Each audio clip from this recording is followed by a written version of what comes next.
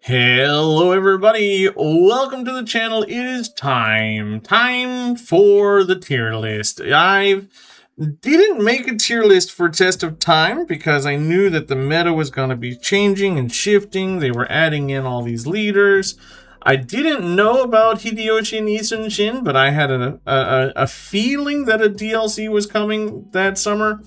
So I didn't make a tier list for Test of Time because, well, things were going to change, and my god have they changed. But with the release of The Brush and the Blade, I have a strong suspicion that this is going to be the last DLC until the big restructure DLC that I think is going to be announced in November. If we go off past trends with the Civ series, I have a feeling that the first big, like, Rise and Fall, or Gods and Kings, or Warlord style expansion is going to happen. Is going to be announced in November and maybe come out around February or January, something like that. So I'm hoping that runs true, but I think that the meta is going to solidify for a little tiny bit around this, so we're going to make a tier list. If you think that this is helpful, please drop me a like. If I can get about 100 likes on this video, it would completely transform my channel in a way that would be unbelievable. But I thank you for watching. I want to preface this by saying that this is my opinion. You're going to disagree with it. That's fine. If you disagree with it, everybody plays this differently. If you disagree, that's okay, but don't be like shitty in the comments to me about it, because I'll be shitty back. But I kind of have a few things to say about the state of the game right now around how the game is balanced. I'm going to be basing this off of deity difficulty. If you're not playing on deity difficulty, that is fine. Nothing is going to really change except on, like, sovereign difficulty, everybody's viable. On deity difficulty, everybody's viable to lesser degrees. Some people are way more viable than other people. It can be really hard to win with certain leaders here. We are basing this off of the new victory conditions, the dominion for domination, having so many settlements settled, having so many settlements captured, having so many capital city settlements captured, giving you dominion. Culture with the tourism from unique improvements, unique buildings, appeal, world wonders, celebrations. Culture, you're going to see that culture civs are going to do pretty well here because culture is pretty easy victory condition to win currently, as well as military. Military might be one of the easier victory conditions to win currently. GDP, which is building markets and gold buildings and slotting resources and slotting factory resources and having trade routes and having treasure fleets. I think that is the second most difficult victory to take. And then last we have science, which is innovation. One caveat I want to put here at the beginning of this tier list is that science leaders are doing much worse than other leaders currently because science is a poopy doo-doo victory condition currently. It is the only victory condition that you cannot win in Exploration Age. It is the only victory condition that has sort of like a number cap on it. You have to reach 100 innovation and have a rocket pad, and that comes at about turn 50 of the modern era for the AI pretty consistently. So you have to be aware of that. And all the other victory conditions, you can lose to the AI in Exploration Age if you're going for a science victory and just sort of ignore GDP or conquering or culture and let somebody else take it away. So that's sort of an issue with science. So leaders like Confucius, who is heavily science focused, Benjamin, and Ada, who is heavily science focused, you're going to see sort of a drop there. You know what? There's not that many science civs. You have our leaders. We have Ada, we have Ben, we have Confucius, and we have Queen of Wa. This is Queen of Wa Himiko here. You're gonna see an issue with her, but she's gonna have other things that support her. So there's not too many science focused people here, which makes things a little less obvious for how bad science is in the current situation, but science feels pretty bad. On the flip side, military leaders are doing really good. The game is heavily balanced around war right now. And I'm not really a big warmonger. I'm a SimCity player. But you just, if you want to be the best at deity difficulty, you have to war. You have to take out a neighbor. You just have to. To get those resplendent exploration age victories, you got to take a neighbor out. And so leaders like Charlie and Ashoka and Alexander and Gilgamesh, who do really well at that sort of thing, they're going to be pretty well represented on the tier list. I think when the game came out, they designed the new combat system, which is phenomenal, and then they balanced the game around that combat system, and they haven't thought of a new system for science or culture or money, so they haven't really changed those victories. But I have a feeling when they rework religion and diplomacy, we'll probably see some big culture and economic changes come along with that. Hopefully they rework those things. We're also going to be considering like the syncretic civ options that each leader presents. So like if we look at the game here and we go to Ada, what syncretism options does she get? Britain, Norman, Abbasids, Greece, Rome, Russia. Are these civs that you're going to want to play as Ada anyway? Or are these civs they're going to give you a really strong bonus, like Rome giving you the Forum, which can be really good later in the game once you get traditions going, or the Legion, which can be really good early in the game to snowball you into a very comfortable position. So can you play as, I don't know, let's say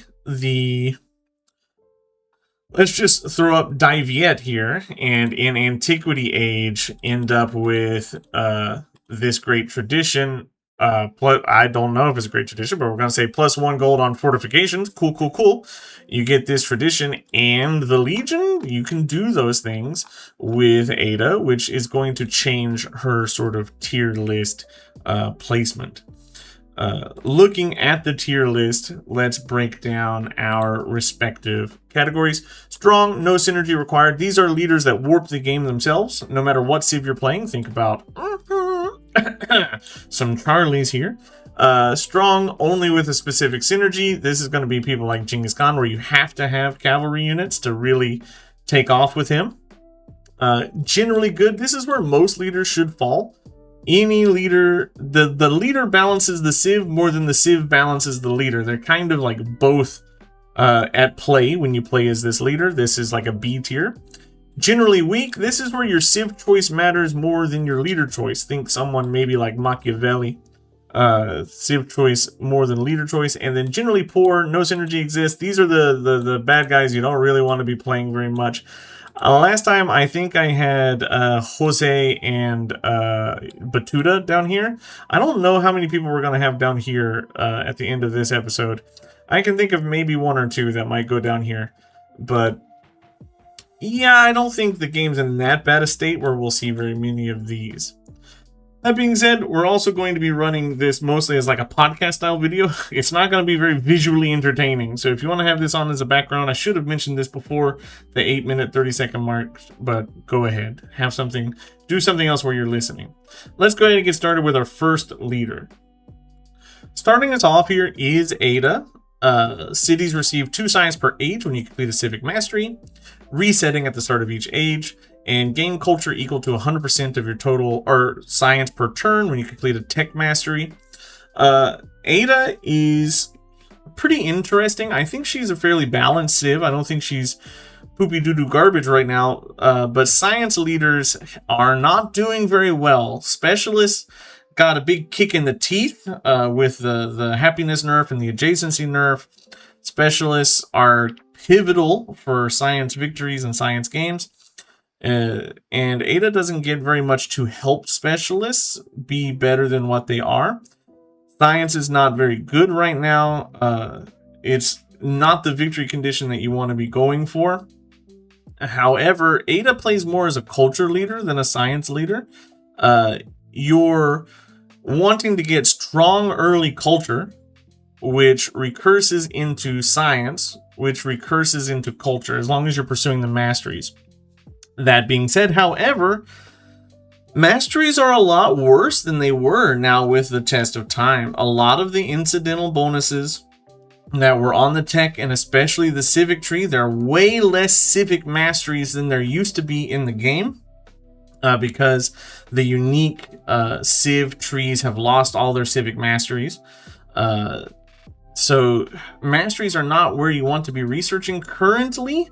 You want to get the big main techs. I kind of don't like that change. I felt like when masteries used to give you food on like camps and things, or like you had the civic tree masteries for your unique civ, I think things felt a little better. And another big problem with Ada is that her bonuses reset every age. Yeah, in your antiquity era, you can end up with, 3 cities by the end of the era, and you'll end up with maybe, 1, 2, 3, 4, 5, 6, 7. I think about 7 to 10 of these, so you can get maybe 20 science per age in each city. So at the end of exploration, if you have 3 cities, that's 60 science that you can get just off of having cities. But by the end of exploration, you should already have like 400 to 500 science or more per turn. Even if you're not like hard focused on science, you should be getting quite a bit of science. So I don't know, her bonuses are kind of, they ramp and then they go away, and then they ramp and then they go away, and then they ramp and then they go away, and they don't give you anything that really helps you get to that ramp faster. When we look at her syncretism options, she has strong options. Great Britain, as a modern age syncretism option, gives you the financial center, which gives you gold and science for every connected settlement. If you played really wide, this can be really good, but the biggest thing is it gives you lots of gold and lots of production, which are things that you want in the modern age. You can also end up with this heavy naval unit, which can be very good. It gets splash damage natively, and naval units in this game are kind of important.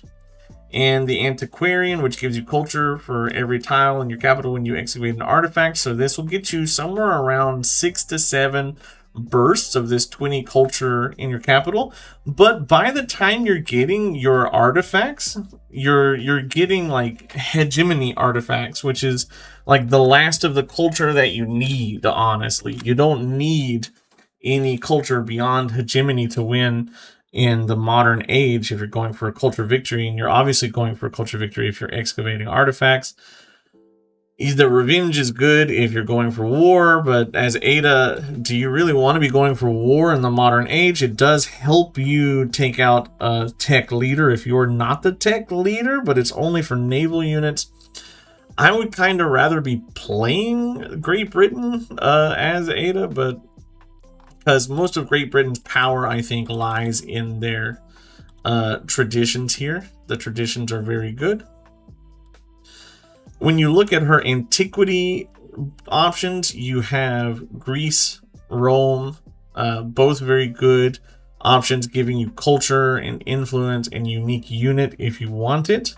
Normans give you that culture, or the culture on the dungeon, but it also gives you the Chevalier, which gives you a very strong unit. The Abbasids give you a ton of science and a very weak unit. And Russia, we just don't talk about Russia. So, like, her and syncretism choices are not terrible, but they don't blow me away. When I think about, like, okay, if I want to play Ada and go into Rome, who am I going to be playing? Who in this exploration age or modern age am I going to be playing instead of an antiquity age civ as Ada that makes me want to go into synchronizing? So, like, do I play as Joseon so I can get the Solon? Or sorry, that's the Solon comes in the modern age, but do I play as the Joseon so I can get, what is it, this +5 culture per population in the capital? This can be very good. This is a strong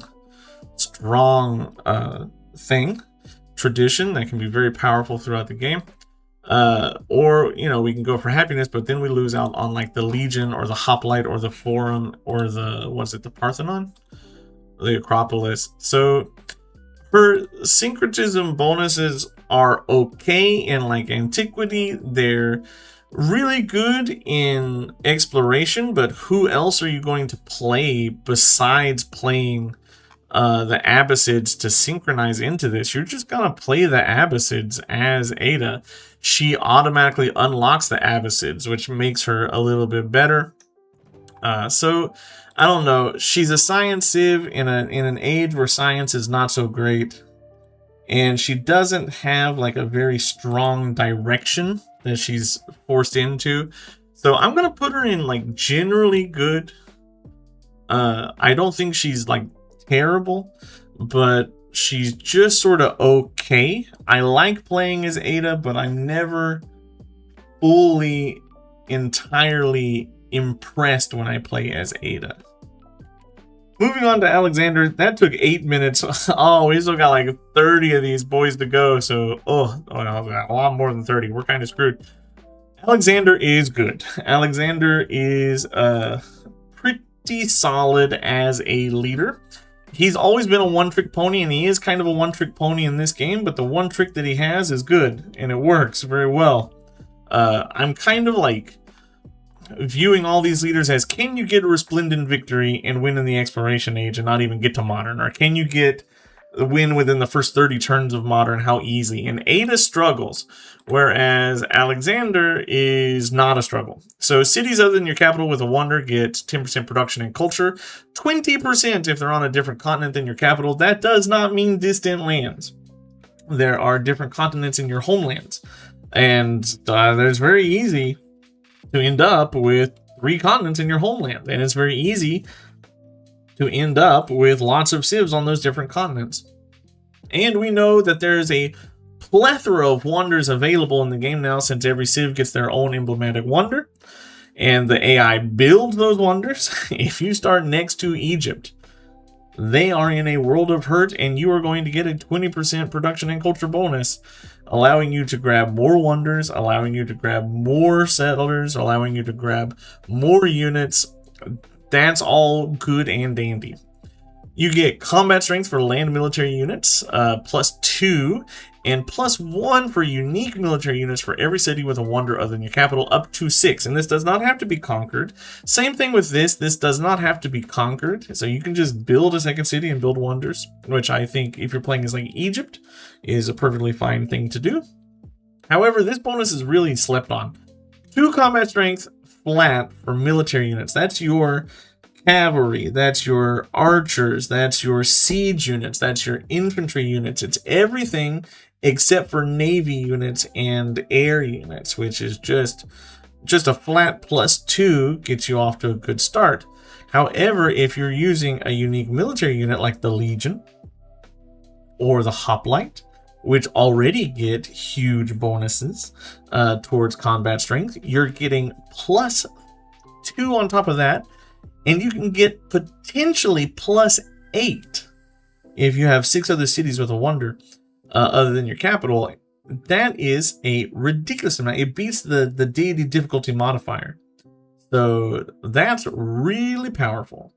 +2 dominion for every city with a wonder other than your capital. So that makes a captured settlement capital that had a wonder worth, I think, 11 points on the dominion tracker. So that's really good.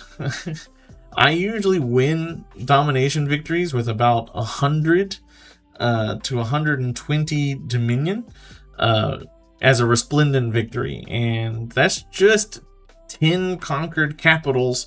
Let's say there's not that going to be that many capitals, but let's say 10 conquered capitals with a wonder away. That's not that far in.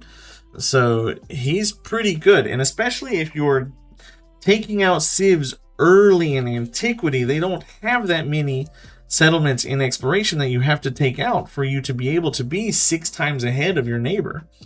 So he wins domination victories lightning fast. The biggest issue with Alexander is domination victories make you very happiness hungry, and Does he have anything to combat that? Well, if we look at his syncretic civs, we do get happiness out of the Parthenon. We can pick up some happiness here, which is okay, but you're probably going to be picking up the hoplite if you syncretize into Greece. So who would you play?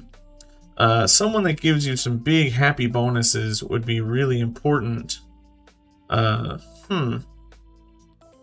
Or gold would be okay. What do you get from your...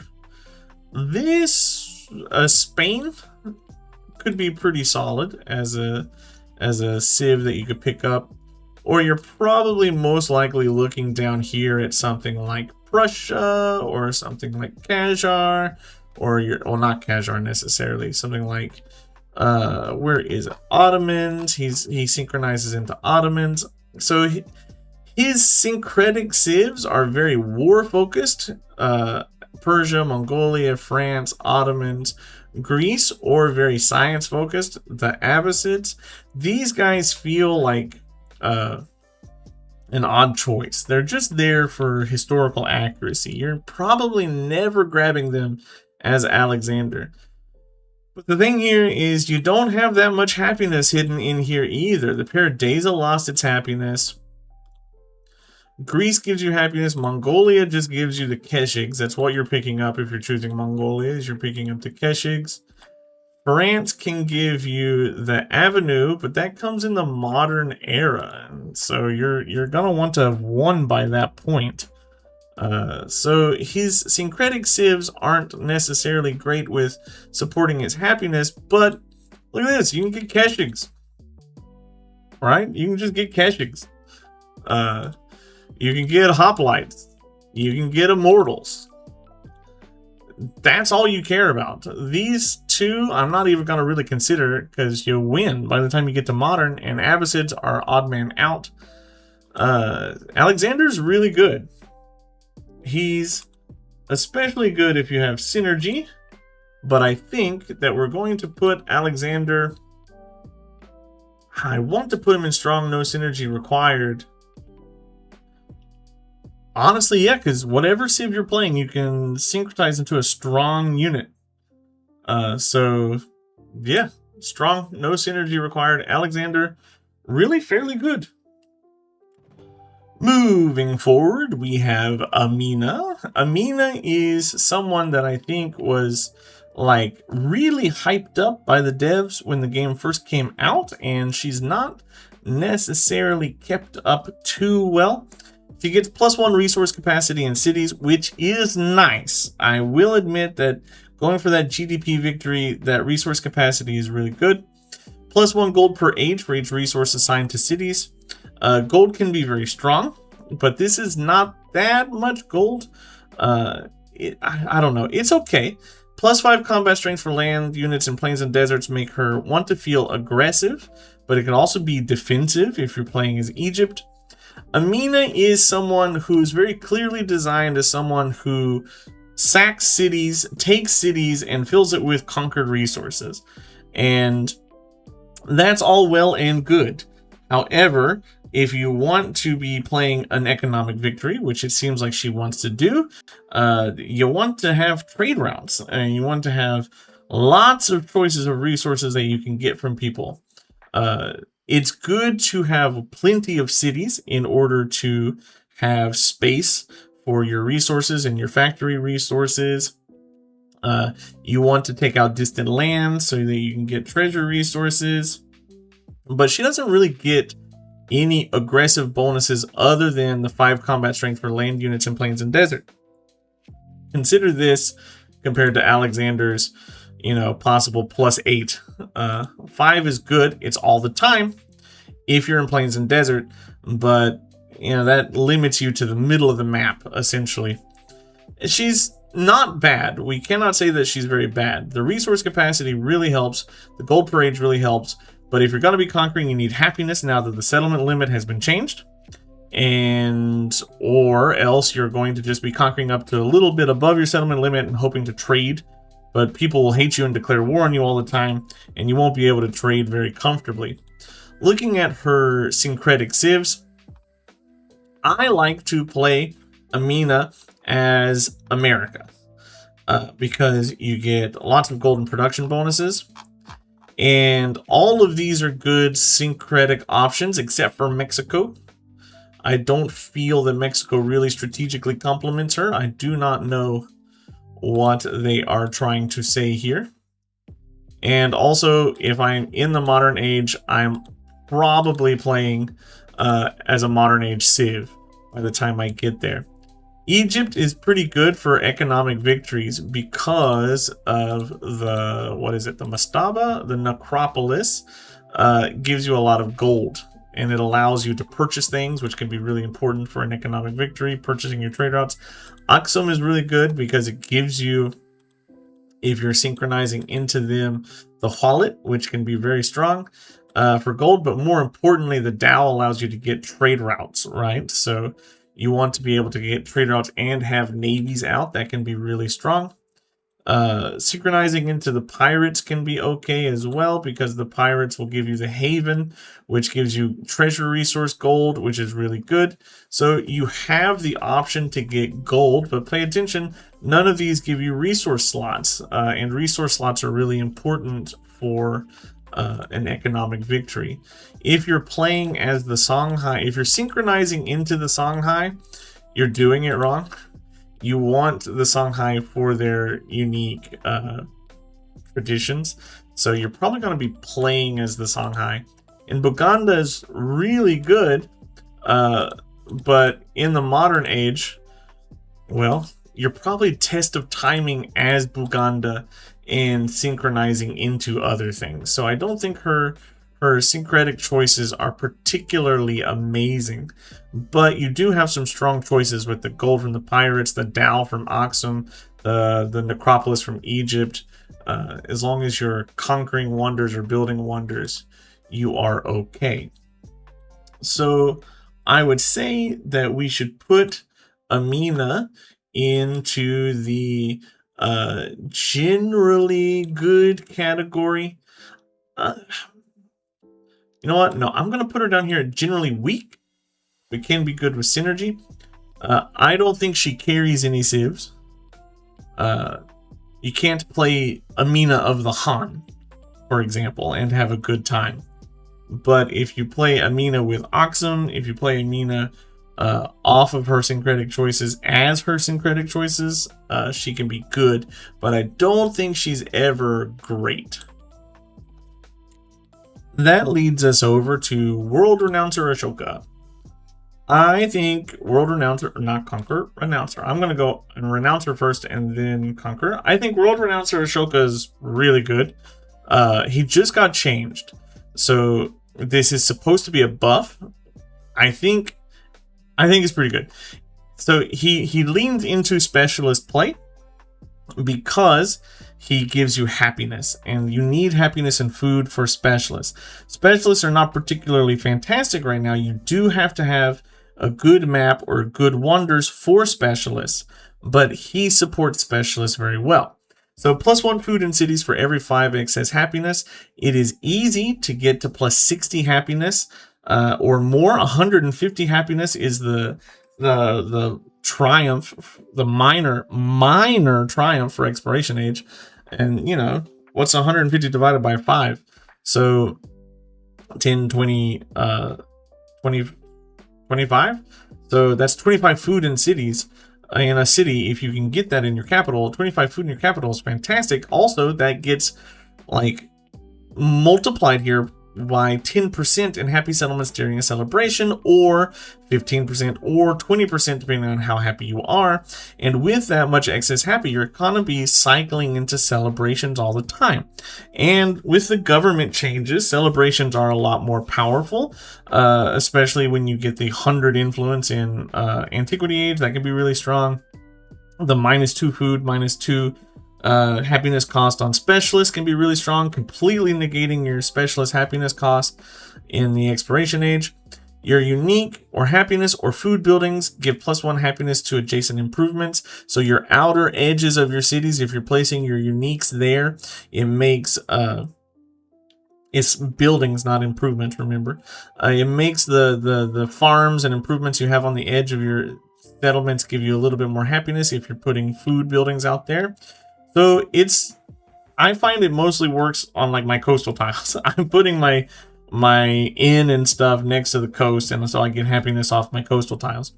This is okay, but it's not necessarily the best thing, but it recurses back into this extra food for 5 happiness. So you get big, tall cities, and you get constant celebrations, and you get big specialist yields, which leads you into a very good culture game. It feels like you should be playing science if you're focusing on specialists, but remember, science sucks, and culture is the way to go. You can get lots of celebrations, which gives you lots of influence, which will give you a couple of city-states in the antiquity age, which will give you a couple of improvements, and you get tourism for every single one of those celebrations.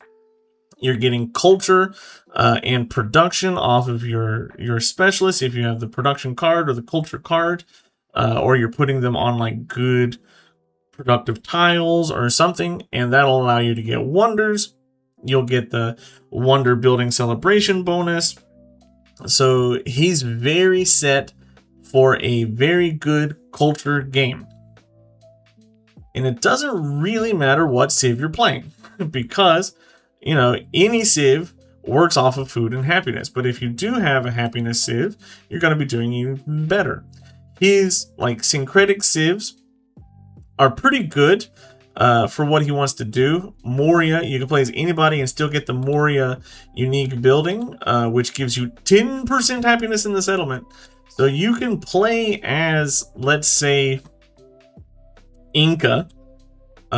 So you can get mountain terrain, and then in exploration, you can get treasure convoys, and you can get these good things here: trade routes and food, adjacency bonuses for your specialists, golden production for your population.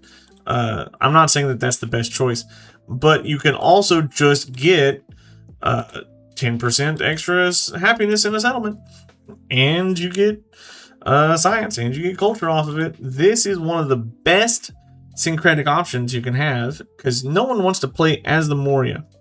When you're playing as the Moria, you just want their unique quarter. So it's a fantastic option to be able to pick up Moria. Chola, Mughal, Hawaii, Siam, they all have things that are not that great. You don't really want to synchronize into Nepal, because what are you getting? The Highland Station, and you're getting the Gurkha. None of that truly matters. So you're not really going to be synchronizing as Nepal. You might start as Nepal and get +2 culture on mountain terrain in your capital, +1 culture on mountain terrain in other settlements, and pick up working in the mountain terrain, warehouse buildings apply to mountain terrain, so you get more rural population, and you get more ability to get this happiness adjacency for all improvements, because the mountain tiles count as improvements. And you can synchronize into Moria to get 10% extra happiness off the Matha. And, well, you know, that's a pretty big, pretty good loop that you can pick up. You don't really want to be playing as the Khmer. You don't want to synchronize, into the Khmer. You're going to get the Yattai, who cares? The Vaishya, who cares? And the Beret, who cares? This is not something you're ever going to synchronize into, but it is a very good civ to play as and synchronize into things like Hawaii in the the exploration age. And you can get like the Loikalo here, which gives you a lot of food and culture on adjacent boats. Or you can play as the Chola, and you'll pick up their happiness buildings here and their gold buildings, and give you more trade range. I don't know. I don't think that playing the Khmer is ever the choice, honestly. But you're never going to synchronize into the Khmer. But having Moria as a syncretic choice is very strong, because you can play as any of these Test of Time guys and still pick up that 10% happiness bonus, which is pretty solid in my opinion. So where would I place World Renouncer Ashoka? I would put him at generally good, can be strong with synergy. Higher than Ada, I think. I think he's a little bit better than her. I don't think he is busted. I don't think any particular combination makes him busted, but I think he is really strong and is easy to play as. And that leads us into our next Ashoka, which is World Conqueror Ashoka. +1 production for every 5 excess happiness. Production is a better stat than food. Just flat out. Production is a better stat than food. 10% production in settlements not founded by you. Declaring a formal war grants a celebration, which can also give you culture. Don't forget that. And +5 combat strength against fortified districts for units during a celebration. The only issue is you don't have any bonuses towards, like, well, you have this +5 combat strength against districts. You don't have any bonuses towards killing units. But with this much production and the amount of units that you're going to be able to put out, it doesn't matter. World Conquering Ashoka is pretty darn good at war and fixing yourself after war, because you can again synchronize into the Moria, which gives you happiness, and happiness helps you survive all those negative penalties from going over your settlement limit. I don't think World Conquering Ashoka is a domination victory guy. I think he is a culture domination guy, but being able to synchronize into the Moria to pick up the Matha, to be able to deal with your happiness issues after warring people, and then grabbing wonders from people that have built wonders, and then using your production in those settlements that you've conquered to build more wonders, that's just going to make you a culture powerhouse by the time you get to Exploration Age. This, I'm pretty sure they've changed this. I haven't tested, but I'm pretty sure they've changed this to count across ages. It doesn't have it. Previously, Ashoka got hit a little bit because you had to conquer a new settlement each age to get this 10% bonus. But they've changed it to not founded by you instead of conquered cities, which means as long as you aren't the founding player, you get that throughout the ages. So take out a neighbor really quick. Let's say you spawn next to Egypt, pop Egypt off the map really quick, take their city with a necropolis and a wonder, pop down Matha, and just go to town. Build a bunch of things. Who would you play as if you weren't going to already play as the Moria or an Antiquity Civ? Well, honestly, the Normans can be very good. Mongolia can be very good. Do not sleep on Sengoku Japan. They can be very good for that early war. And then you can just change over into Koryo for some very good culture, or Taiviet, again, for some very good culture. And then end it off with like France or the Ottomans, France, Ottomans, really, for some very good culture. And you got yourself a game. I don't think any of these things really matter. I'm not the biggest fan of test of timing civs. I'm going to be honest. I think civ switching is great. So I'm not really concerned, but having Moria in your pool no matter what, unless you're playing an Antiquity Civ, really makes Ashoka really powerful. So where would I put him on my tier list? I'm going to put him at strong with specific synergy. If you're picking up, like Mongolia, or like, I don't know, if you're planning to go for pure conquering like Alexander, I don't think he's necessarily that great. But if you're building around the idea of going culture after dominating, he can be really good, and you'll have a really good time with him.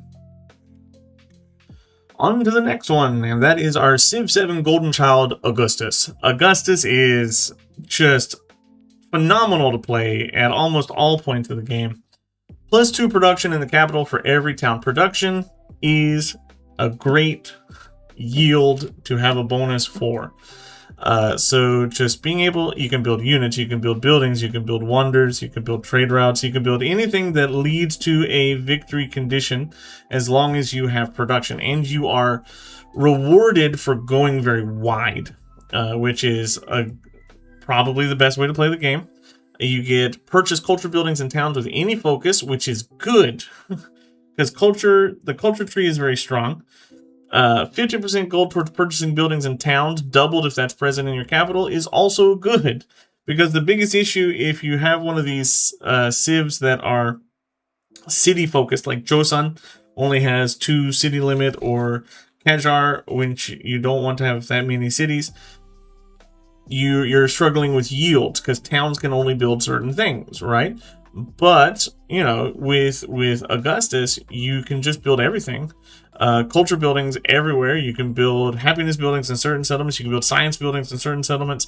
He is phenomenal for just learning how to play this game. And he works with pretty much every civ. It doesn't matter who you play. Look at this huge list of syncretism options. Want to play as the Mayans and get their busted broken quarter? Well, you can not get wrong. What am I saying? You can play as the Mayans and still do great, and then test of time the Mayans and still pick up the broken Abbasid quarter, right? What do the Mayans get you in this? Culture and science, that's fantastic. And then what is there? This sucks. You don't wanna lock this down, but you do get +2 on science buildings and vegetative terrain. That's great. Add that with the Abbasids, and now you have the Ulema on top of all of that, and you'll just be rolling in yields. Or you know, you could play as let's say the Normans and have strong conquering land units and pick up the Legion and make them even stronger. So it doesn't really matter who you are playing as. Augustus plays everybody incredibly well.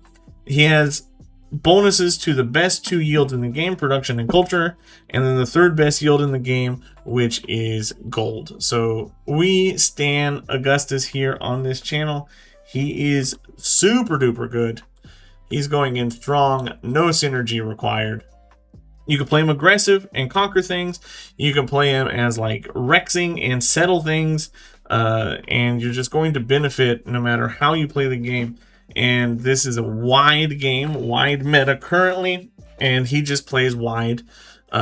He gets all the yields off of playing wide, whereas Alexander gets the Dominion to win faster off of playing wide. But if you can see, they get very similar bonuses. Production and culture for playing wide, and that's sort of the best way I think to play the game currently. I got 30 more of these guys to talk about. This is going to be a 3-4 hour video. Oh my god. Moving next, we have Ben Franklin.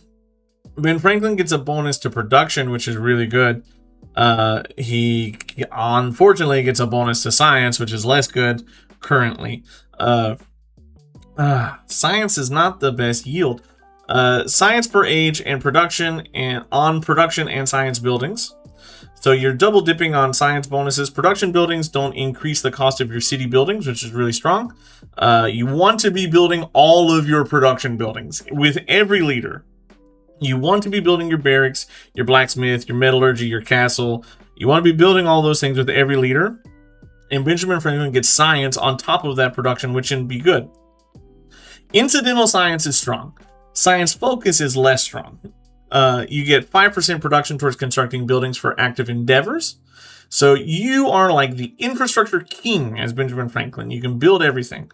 But so can a lot of other leaders, especially leaders that get gold bonuses. They can just buy everything. So I don't know.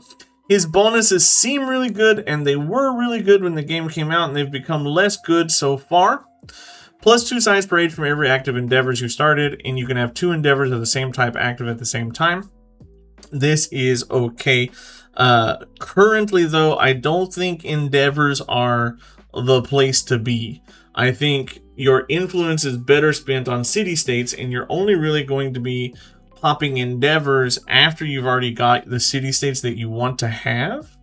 So endeavors are not necessarily the best thing to be spending your influence on, but you do get the happiness and you do get the science endeavor. And if Gilgamesh is in the game, you can just get busted. You just run science constantly, because you'll have one of every endeavor active with Gilgamesh if he's your friend, and then the second one with everybody else, so you'll be getting a lot of yields that way.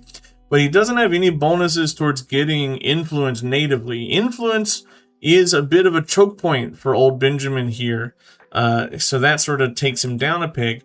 When we look at his syncretic civs, we have America, which is production in gold, but it's not the best.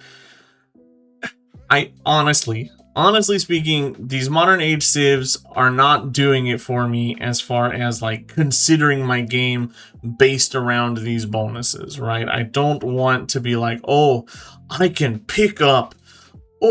play as Prussia and have all the trade routes and have my factory industrial park as America. It doesn't really do it for me.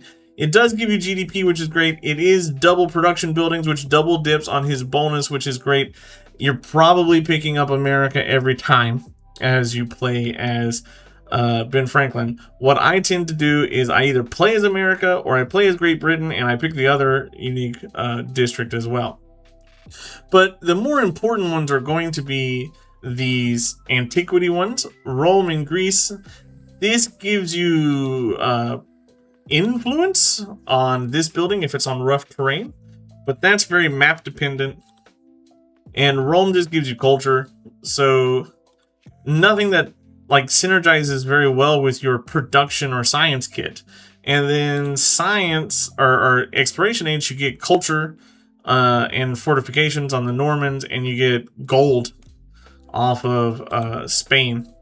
If you go for the plaza, no influence here, so you have nothing that's really supporting your influence-based gameplay or your production and science-based gameplay. I mean, obviously, you can play as someone who goes very strong into influence, like you can play as Koryo in the exploration era. They get a ton of influence off of their unique traditions. And then you can synchronize into Normans and conquer somebody, or you can synchronize into Spain and conquer somebody. You think about syncretism as like patching up your flaws. But like, am I really going to skip out on playing as Greece to pick up Greece? Or am I going to skip out as playing as Rome to pick up Rome? There is no reason, I think, to play a non-antiquity civ in antiquity if I were Benjamin Franklin. If I pick up America in antiquity, I get production on resources. That's cool. And I get food on resources. I mean, that's cool. I mean, cool, yeah. But if I play as Benjamin Franklin and I don't know, play as Assyria and just get their unique building that gives me production and science, and I get the Magaru and I get free text, well then I'm just going to town. But then I can play as Assyria throughout the rest, and then get the Normans for their Chevalier and get free text that way. And then I can go as a friend. Well, you know what? I just think I have thought of a nice Ben Franklin game, because you get the free text if you're conquering. So maybe he should just play aggressive. Go Assyria into, let's say, Normans into France and just beat up the world. Yeah, maybe that'd be okay. But he doesn't have much going for him in the current state of the game, where science is kind of this useless, ridiculous yield. Everybody can get to future tech. Everybody. And getting to future tech faster doesn't do all that much for you until the modern age. And by that point, you want to be in a winning position anyway. So, like I said, it's just these science-based leaders, I think, are struggling for me right now. So I'm going to put him as generally weak and can be good with synergy.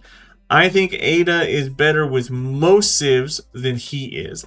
I can't imagine playing Benjamin Franklin and playing the Mississippians, or I can, in some instances, imagine playing Ada as the Mississippians. Jumping up next, we have Catherine. Catherine is an interesting civ that I think has gotten better with some introduction of some civs into the game. Her bonus is 2 culture per age on displayed great works. Buildings and wonders with a great work slot gets an additional slot. And cities settled in tundra gain science equal to 25% of their culture per turn. She does have a tundra bias, which is a little poopy, but now with the new appeal tourism game, it can change. I think Catherine is listed as cultural scientific, but I think she's a military powerhouse and a cultural powerhouse with one specific combo. So if you're playing as a normal civ and you're changing civs every era, you've got a limited number of relics and a limited number of codexes that you're going to pick up in the Antiquity and Exploration era.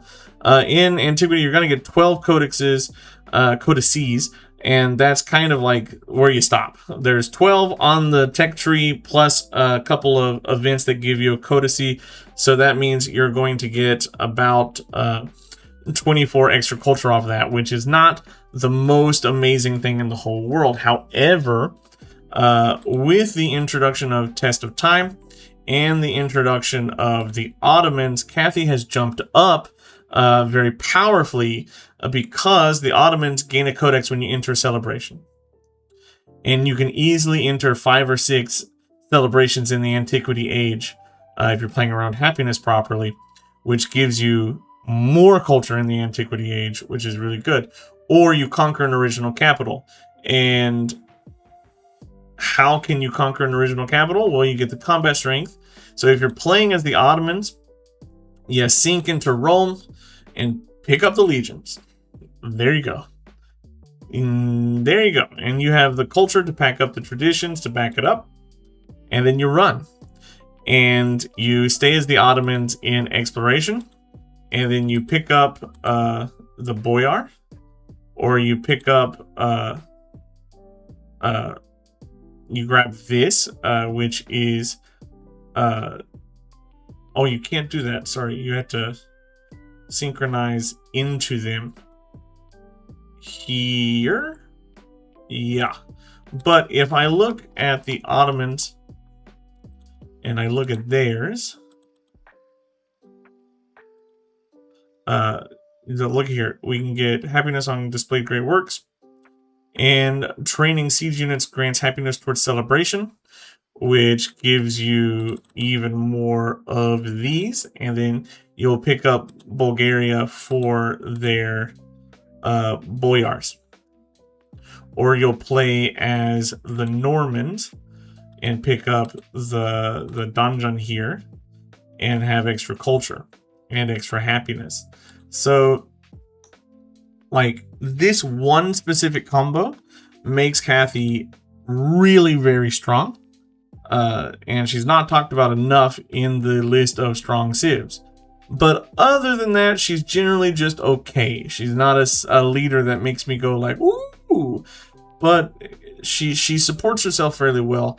Culture gameplay is very strong. Having codices is what you want.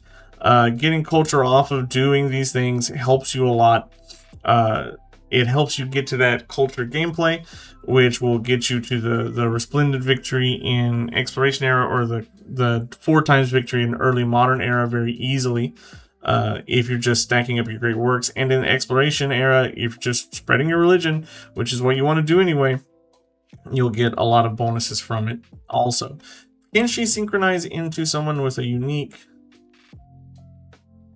No, she doesn't get the unique missionary. So that kind of sucks, because you would be just picking that up and spreading your religion around. But hey, it's a-okay. She is someone that I would put... she is like the definition of strong only with a specific synergy. Otherwise, she would be around here, I would say. But I'm going to put her right up here at strong only with specific synergy. After Cathy, that leads us over to our next big boy, Charlemagne. Charlemagne is, well, I mean, we're going to see the trend of military leaders rising to the top here, because Charlemagne is really strong. Military and science buildings receive happiness adjacency for fortifications. This is a nerf. They just used to receive happiness. Now you have to have fortifications around it, so that is a nerf. You don't get the happiness that you used to have to support your conquest. However, 2 free cavalry units when you enter a celebration is always good, and +5 combat strength for cavalry units is really good. Cav units are the best units in the game currently, and it doesn't matter what civ that you're playing. If you have a unique cav or a non-unique cav, they're still going to be very good. So again, he is someone that wants like bonuses into celebrations. Do you have syncretism that helps you with these things? Well, you can synchronize into the Normans and get strong cav that way. I don't know who you would play, honestly, other than the Normans. I don't see Charlie as a test of time leader. I see him as sort of a change up the leader. But however, let's be honest here. You're never picking up Greece, and you're never picking up Rome as Charlie, because they don't have unique cav, right? So this antiquity era synchronization, it doesn't matter. But if you play as Assyria, ooh, let's get a little bit spicy here. You play as Assyria, you unlock Magaru, and you get free techs. Ooh, now things are starting to look good. And you stay as Assyria in the exploration age, and guess what you get? Free techs. And what can you synchronize into as Charlie in the exploration age? Chevalier. Ooh, you get these really strong horses. That's great. You can also get boyars. Ooh, more really strong horses. +3 combat strength. If you're on a really rough map, you go for boyars. If you're on a coastal map, you go for Normans. Or let's consider not playing as Assyria. You play as Mongolia, and you get cavalry units starting at agriculture. Then you go up here and you look, what can I get in antiquity? Well, I can pick up Rome for the forum, for the traditions in my government, or I can just get the Legion. I don't think that's particularly great, because you're going to be conquering with your cav and nothing else, but getting the Legatus is pretty good, all right? Because you can settle free towns there. Or you can go for Greece, which you're probably not going to be doing. You can pick up the Acropolis, which gives you gold for city-states, which can be good in the later game when you're done conquering a bit. And it does give you happiness. However, I don't think it's particularly great.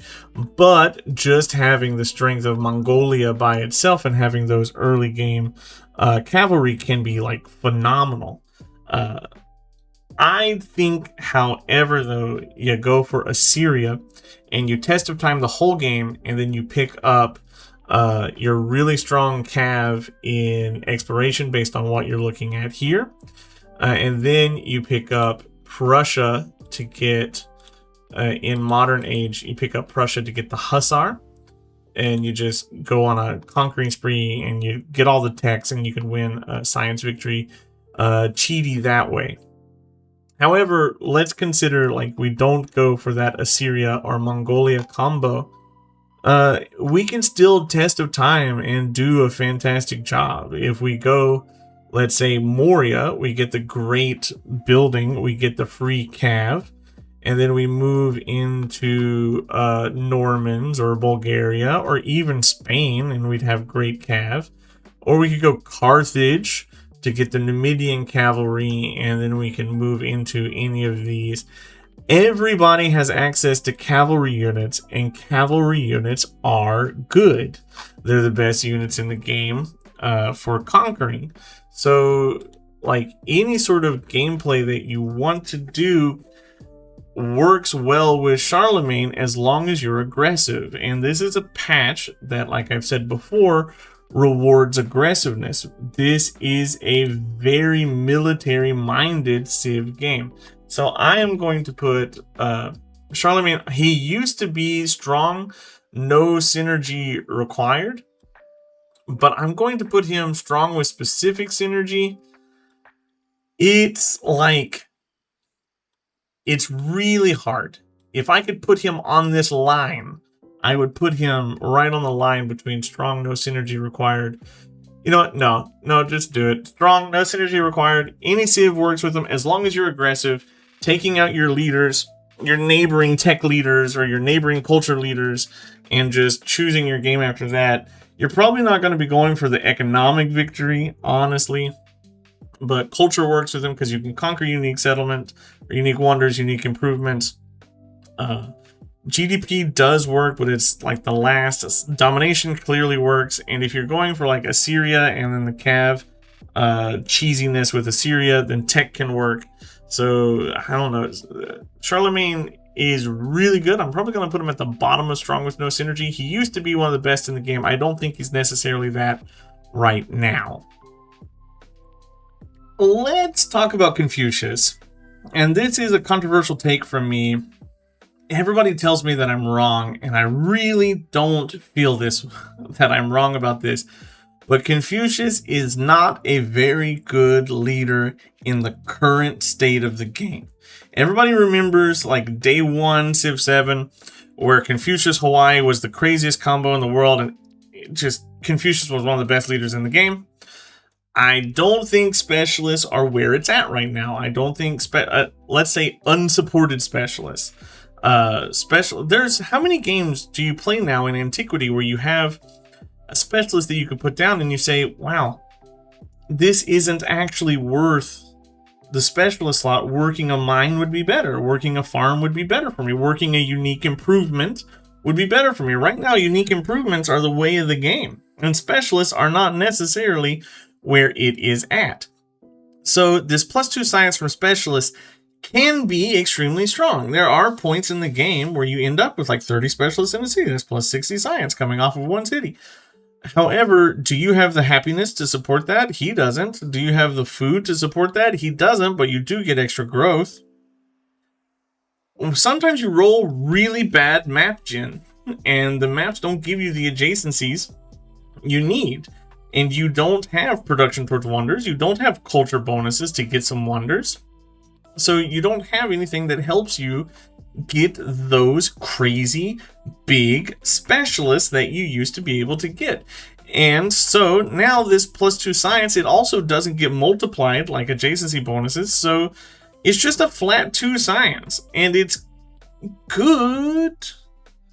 But I don't look at it now and go like, ooh, that's sick, like it used to be. When specialists were a flat 2 science, 2 culture, adding the 2 science to it made it a 4 science, 2 culture swing. And that was always worth the 2 food, 2 happiness. Whenever I'd look at that and I'd go, oh wow, 4 science, 2 culture is a sick tile. Now sometimes a specialist is just 2 science. Like, I mean, of course you're not going to put it on a flat tile, but your specialists aren't what they used to be. And that really hurts Confucius because all he's got is specialists. And if you look at his syncretism options, my God, he's got some really gross syncretism options here. Who are you going to be playing that you would syncretize into the Ming, or into the Han, I mean, and pick up the Great Wall? I mean, you can play Ming, but what do you get in antiquity from Ming? +50 science in the capital, but -2 science per turn from each social policy, not tradition, in the capital. This, now that traditions are locked to a certain amount, Ming got nerfed big time. So, like, am I going to be playing Ming in antiquity to be able to synchronize into the Han? No, probably not. I'm going to be playing something like, well, most likely Maya to get, or Shilla, to get a good unique quarter to have something to put my specialist on. And then who am I going to be playing in exploration era to synchronize into any of these guys? Am I going to be test of timing Shilla or Maya into that era? No. I'm probably going to be playing as Koryo, or I'm probably going to be looking at someone that has a good unique quarter. I need something to put my specialist on. I don't necessarily have it. Confucius is so linked to the map. You have to have the map to make him great. Joseon is a good introduction for him because +1 specialist limit in the capital helps you get more specialists, but you're also trading that off with -1 in all other cities. So, I mean, what good does that do you? And then what do you pick up from them as far as like traditions go? +1 culture on specialist, +1 science on specialist. I mean, cool. It doesn't make me look at that and go like, oh, that's a sick combo. That's a sick way to play the game. Confucius, for me, is just not doing it these days. I'm going to say that he's generally weak. Can be good with certain synergies if you're getting like Angkor Wat as the Kamai and you're getting that specialist bonus and you're getting the food. And you go into Machiavelli and you get the extra specialist, and then you go into like Kajar, I guess, or something. He can be good, but right now it does not feel good to be Confucius on deity difficulty. If you're playing it on Sovereign, Confucius probably jumps right up here. But on deity difficulty, he's not feeling particularly phenomenal to play as right now. Let's move on next to one of the more flavorful leaders in the game, Blackbeard. Obviously, Blackbeard is added in for one particular reason, and that reason is flavor, right? All naval units gain the pirate ability, allowing you to transport into other civilizations, but they can be attacked. Don't forget that they can be attacked, even if you're not at war. Defeating a naval unit gives you your own naval unit. You capture it, and you get some gold. That can be good. And +1 gold maintenance for naval units, which is expensive, and you're going to get more naval units than you think. It is very easy to run out of gold with Blackbeard. It's very easy to swarm the map and have just so many boats out and not be able to pay for them. So what does this boat spam get you as Blackbeard? You don't get any bonuses towards boat combat. You don't get any bonuses towards maintaining boats. You get a malice. You don't get any bonuses like Sayyida for having boats. Blackbeard just has boats. You want boats? You got boats. Alright? If you want them, you got them. But what are you going to do with them? Well, looking at antiquity, not much. You're not stealing Tau. If you're playing as Axum, you have to build them. You're not stealing Vikinger as Iceland. You have to build them. So, like, what good does it do to be Blackbeard compared to any other leader? You have more boats. But what do you do with those boats? You don't have bonuses towards attacking with those boats. You don't have bonuses towards if you're playing against the Machiavelli, you get the double attack boat if you capture it. If you're playing against the Machiavelli, you get the is it Machiavelli? No, is it Chola? I guess it's Chola that gets the double attack boat. Yeah, the Kalam. If you're playing against Chola, you can steal those boats. But you have to build them if you're playing as Chola. Honestly, I love Blackbeard's flavor. I think he was a very cool addition to the game. I think he's a very fun addition to the game. And if I'm feeling like, screw it, I just want to play a Mimi game, I will fill every ocean tile with boats, but it doesn't make me win the game any faster. And for that reason, I'm popping Blackbeard down here in the generally poor, no synergy exists. Okay, so you're going to fight me with this no synergy exists idea. Well, but Robert, there's so many civilizations with special boats. Yeah, but he doesn't give bonuses to having special boats. You get bonuses to taking boats. So you want to play against the civs that have the special boats. So what good does it do? And even like your syncretic choices, what good does it do? You just have the bonus of having boats. There you go. Done. Blackbeard, I'm giving him the lowest rating. Just clarifying though, he's not the lowest rated in my heart. We're 1 hour into this, and I am 3 rows down, and I have 1, 2, 3. That's 2 hours, and then 1, 2, 3. About 3 hours. Oh boy. Okay, moving next into Baroque Freddy. Baroque Freddy, I think, is the better Freddy, but I don't think Freddy particularly shines. He doesn't have bonuses towards aggression, which he's an aggressive leader, and he doesn't get that many aggressive bonuses. You gain a great work when you capture a settlement for the first time. That is pretty solid, especially in antiquity. +1 culture per age on displayed great works. Very similar to Catherine, but she gets +2. And then you gain an infantry unit in your capital when you complete a civic mastery, and in settlements when you construct a culture building. So you can swarm the map with infantry fairly easily. But who are you going to play, honestly? Well, you can play kind of anybody. You can play kind of anybody you want. Infantry, however, are not the best units in the game, and the civs that do the best with infantry, like Alexander, they get big bonuses towards supporting those infantry. You would much rather have cavalry, right? When you look at his syncretisms, when you look here, you get Prussia, Rome.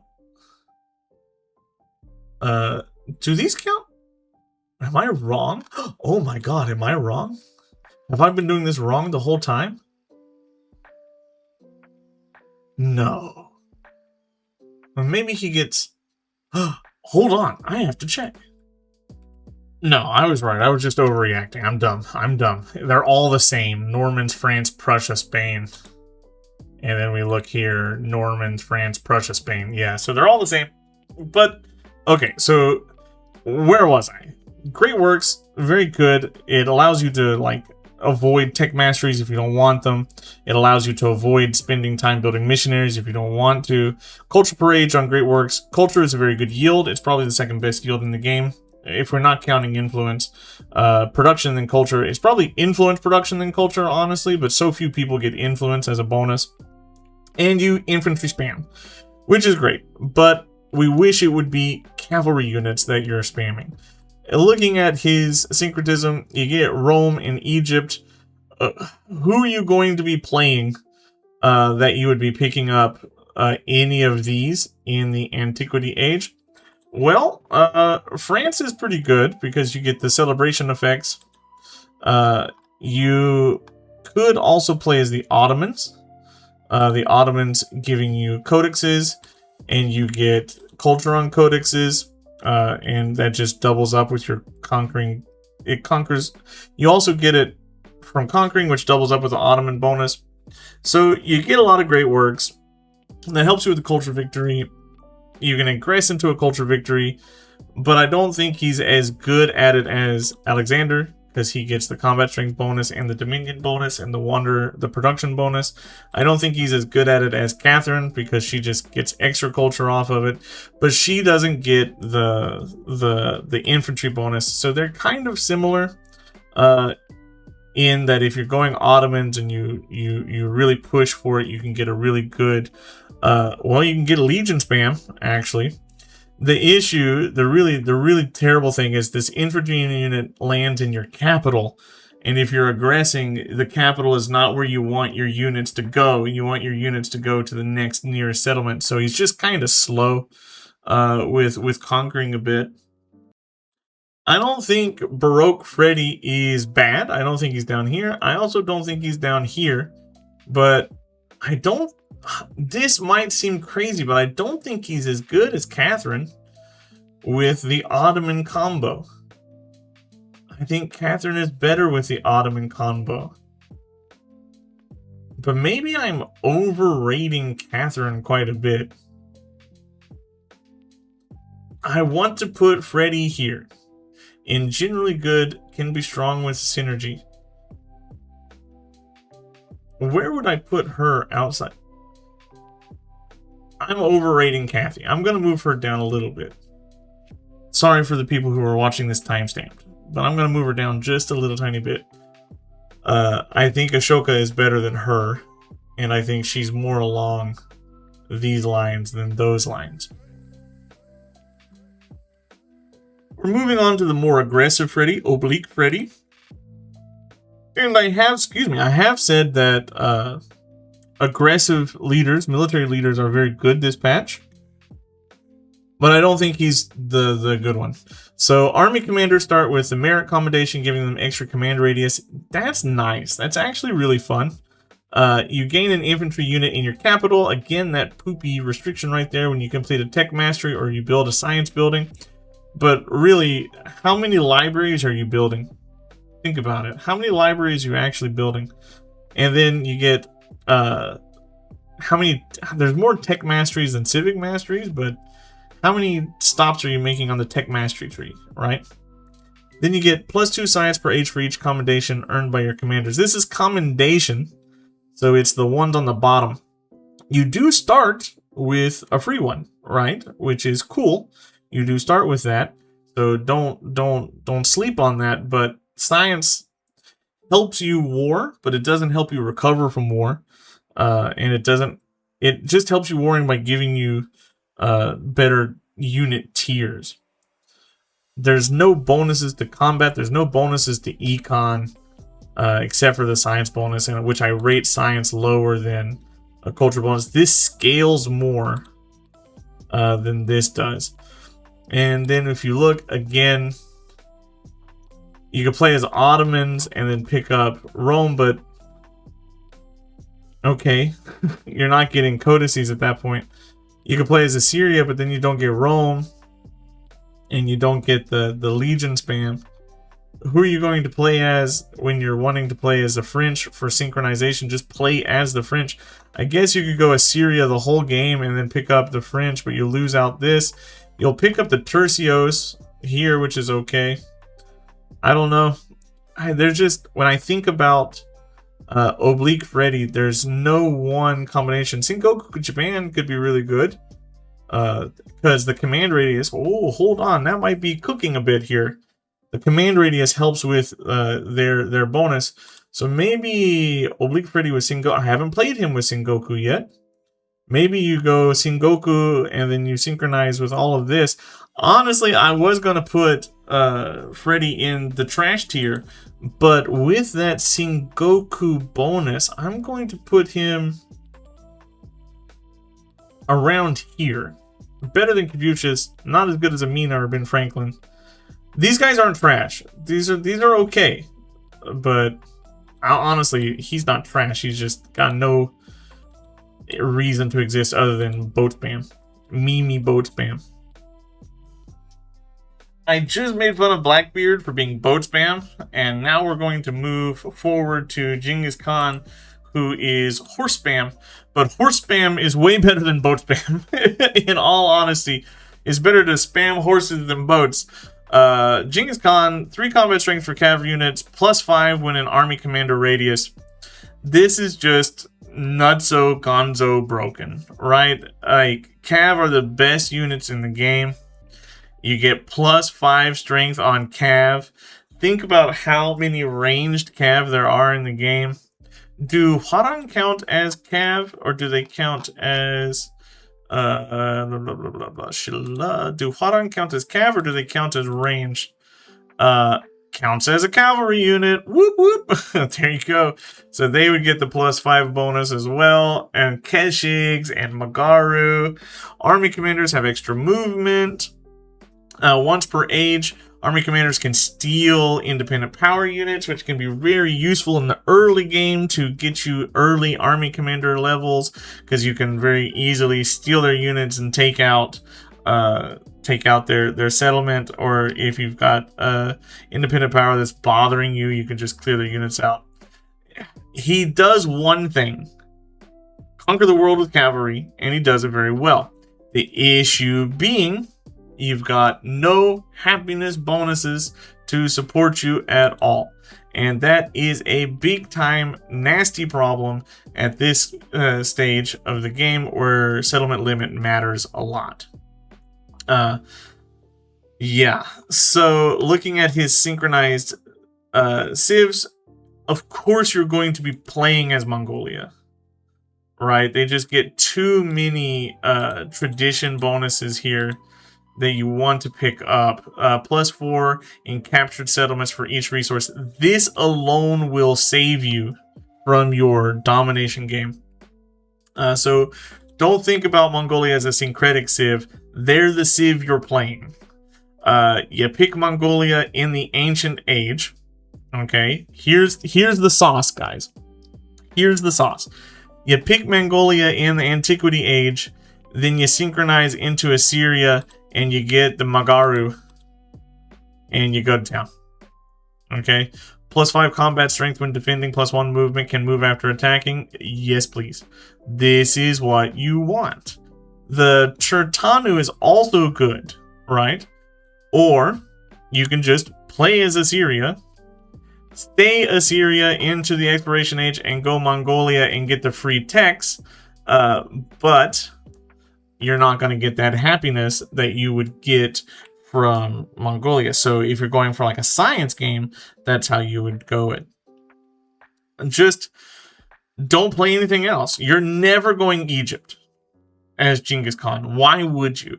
You're never going the Republic of Pirates as Genghis Khan. Why would you? He does one thing. He horse spams with Assyria or Mongolia, and he conquers the world.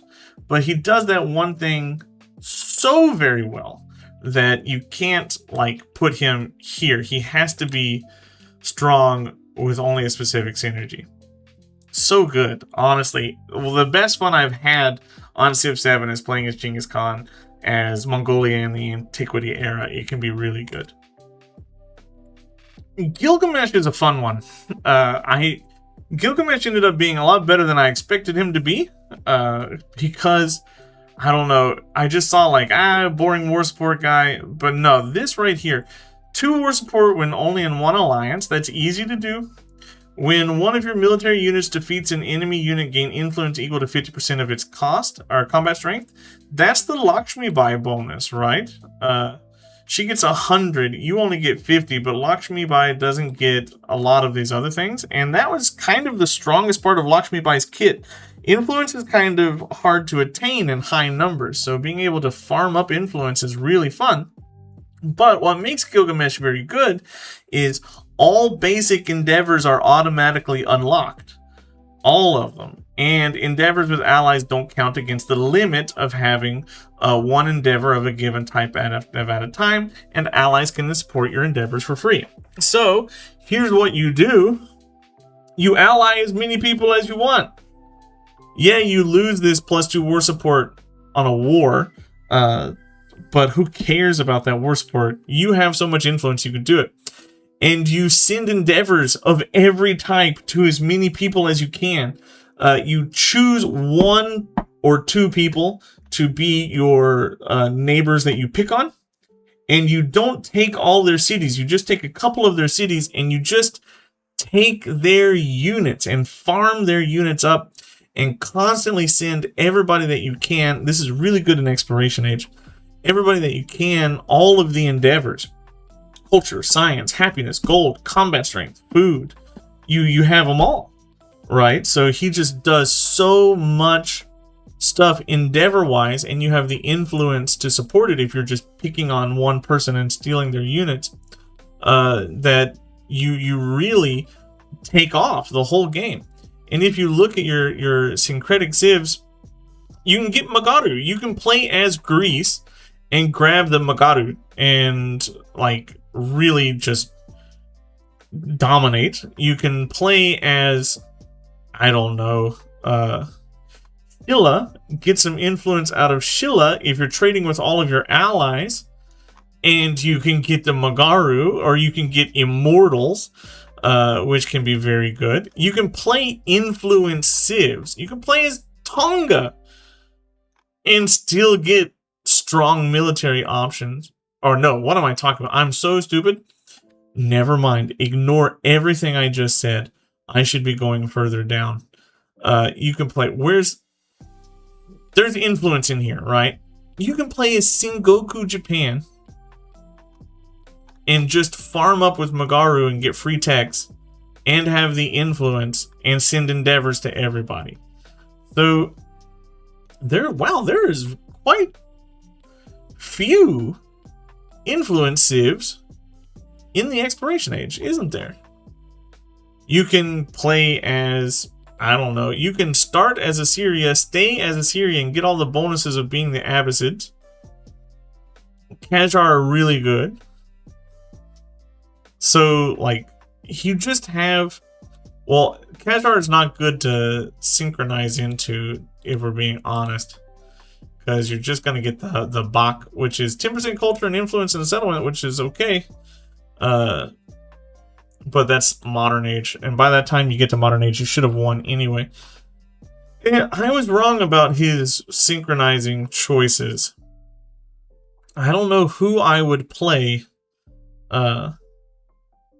to synchronize into some of the people that I would just play as these people.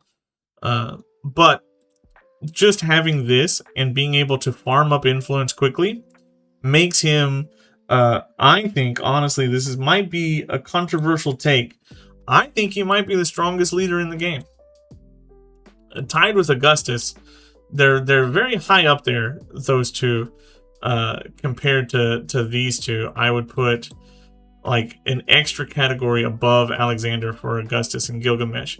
But I think that they're phenomenal. I think Gilgamesh is very fun. He's a very fun way to play the game, where you're constantly at war, but you're not wiping anybody out, so you can constantly farm up that influence and farm up those endeavors at the same time. Another hot controversial take here, Tubman. I don't think Tubman's very good. I actually think she's one of the worst leaders in the game currently.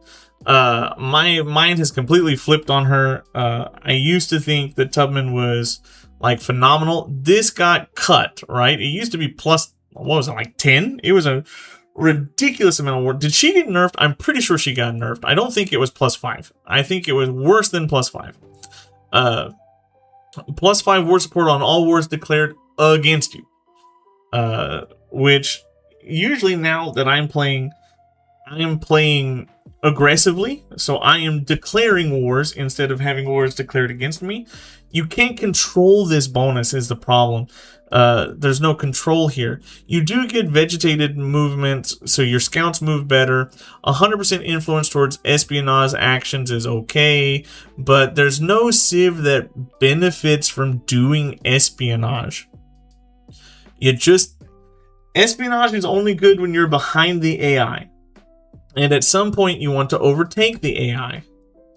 Getting a migrant when you complete espionage helps like tempo you a little bit. But your influence is almost always better spent on city-states right now. What victory condition does she help support? Nothing, in my opinion. And then when we look at her synchronized choices, I mean, Buganda and America, but who are you going to be playing? Maybe Qajar, and then you can pick up some production, or you can pick up some, I don't know, some unit from Buganda. Like, Buganda's not a civ that you synchronize into. You play Buganda because Buganda gives you the crazy tourism from districts on lakes, right? You play Buganda, you don't synchronize into them. You play America, you don't synchronize into them. So, I don't know, her list of like support bonuses that make her better are not particularly great.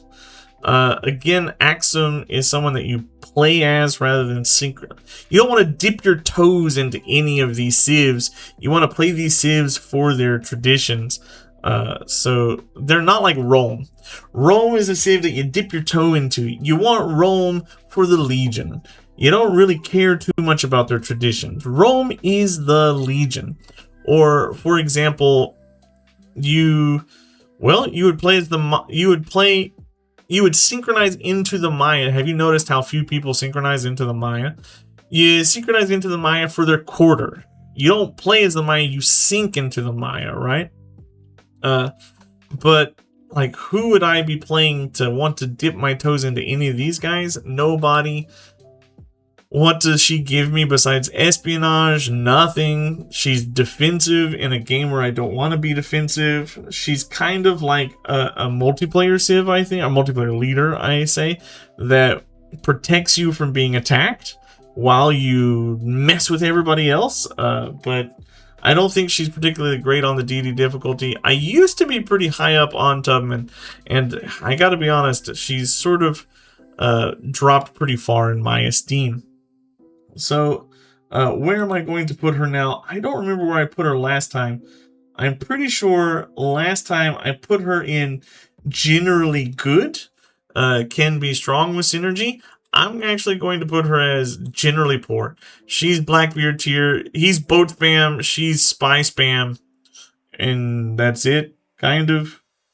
She kind of has to pull herself up by her bootstraps to be any good, because she's not supporting any civ. The civ is supporting her. And what civ supports espionage gameplay? Not many. So I'm just generally poor. Following on to Tubman, we have Hatshepsut.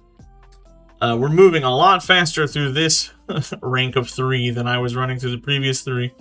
Because I'm repeating my ideas a lot, but Hatshepsut I think is pretty good. Culture is one of the best yields in the game currently. 15% production towards constructing buildings and wonders and cities on a navigable river. Doesn't come up that often, but you do have a navigable river bias as Hattie, I'm pretty sure. So it will come up, right? And it's buildings and wonders, not just wonders, which is nice. +1 culture per age for every unique resource is like better than you think it is, but also worse than you think it is at the same time. You really have to play into trade routes to get the best out of Hattie's ability.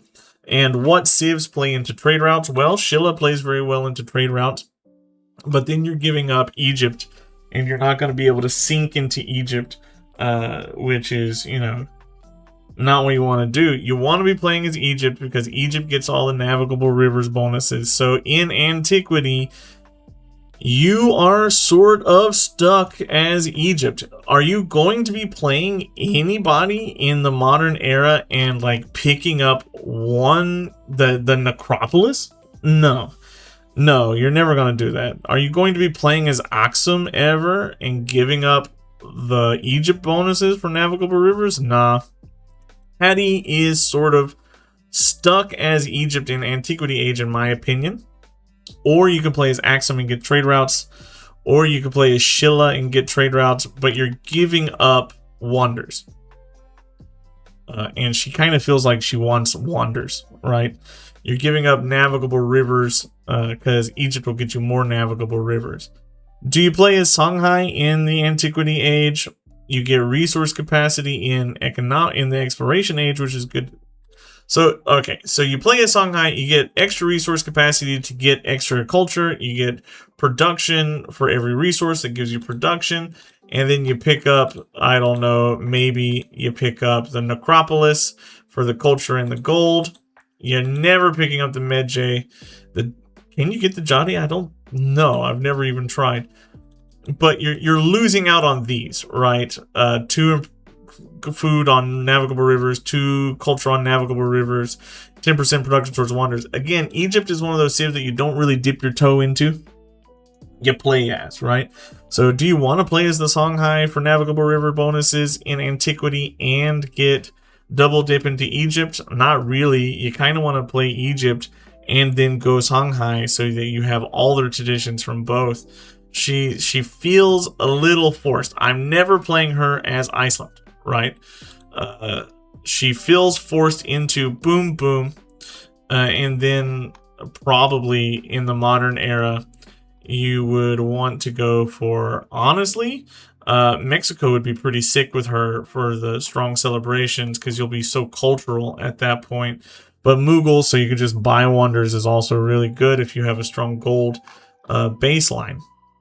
So yeah, she doesn't get that many gold bonuses in her syncretic civs, so you have to play as gold civs if you want gold bonuses. But that combo, Egypt into Songhai with her, is really good because you just get that extra wonder bonus. So you can just get more wonders. And that gives you the culture victory. And you have unique quarters with Egypt, which gets you closer to the culture victory. And you'll have happiness, which will get you celebrations, which gets you closer to the culture victory. So she kind of hard forces culture victories. You're not going to be doing much else with her. Culture and then maybe GDP, economic victory, but you're kind of stuck culture with Hattie. But she does it well. I don't think she is particularly amazing, but I am going to put her as strong only with specific synergy. You know what? Actually, we should switch this around like this. Because I think generally good is better most of the time, and strong only with specific synergy is worse than the generally goods almost all the time. But think of these two categories as like interchangeable to some degree on the same level. Because in more games, in more random games, I'm going to have fun with Ashoka World Renouncer than I am Genghis Khan. But he looks higher because his ceiling is higher and his floor is lower. And their floor is higher, but their ceiling is lower. That's how I like to explain that. That makes more sense. But Hattie, she has a really good, strong combo. But if you're playing outside that combo, there's no reason to play Hattie at all. Let's power through the last of these here. Himiko, High Shaman, 2 happiness per age on happiness, and diplomacy buildings doubled if the building is both. That's going to be like your villa. 50% production towards constructing happiness and influence buildings double if the building is both. Again, that's going to be like your villa. And then 15% culture, but negative 15% science, and these effects are doubled on a celebration. This is pretty good. The science malice is big. They have increased the science malice. I think it used to be 10%. And they've decreased the culture. I think it used to be 20% culture. But science doesn't do that much to hurt you currently. She gets happiness, which gets you celebrations, which helps you maintain specialists and do other things. It gets you the culture victory. You want celebrations to get the culture victory because celebrations give you consistent, fast tourism, and they can be boosted in the modern age. You get production bonuses to happiness buildings. These are all good bonuses. They're not like necessarily crazy bonuses that make me go, oh my god, but 15% culture is way better than 15% science. So it's a soft trade-off. It's a pretty good trade-off. Your syncretic civs are also really pretty good for what you want to do. Han Japan is a very good dip your toes civ because the Jinja giving you happiness and culture really sinks in with what you want to do. Again, Hawaii is a good dip your toes in civ because the Loic Kalo gets you culture and production, which is pretty good. It's not great. You're never going to be picking the Khmer Mississippians as your synchronized civs. You're never going to be picking Sengoku Japan as a synchronized civ either as Himiko. However, it is good to play as something. Let's say you want to play as the Ottomans to get your codices for entering a celebration, which gives you tourism. And then you dip your toes into Heian Japan for the Jinja, which gives you culture. You have happiness, which gives you celebrations faster. Then you go into Exploration Age, and you're still playing as the Ottomans. And you dip your toes into like the Machiavelli, and you get your Pura, which gives you relics and 10%. You can change towns to cities, but most importantly, it gives you happiness and it gives you culture. And then you're just, doubling those things up. And then as the Ottomans in the Exploration Age, you're getting, where is it? 2 happiness from displayed great works, which gives you even more celebrations.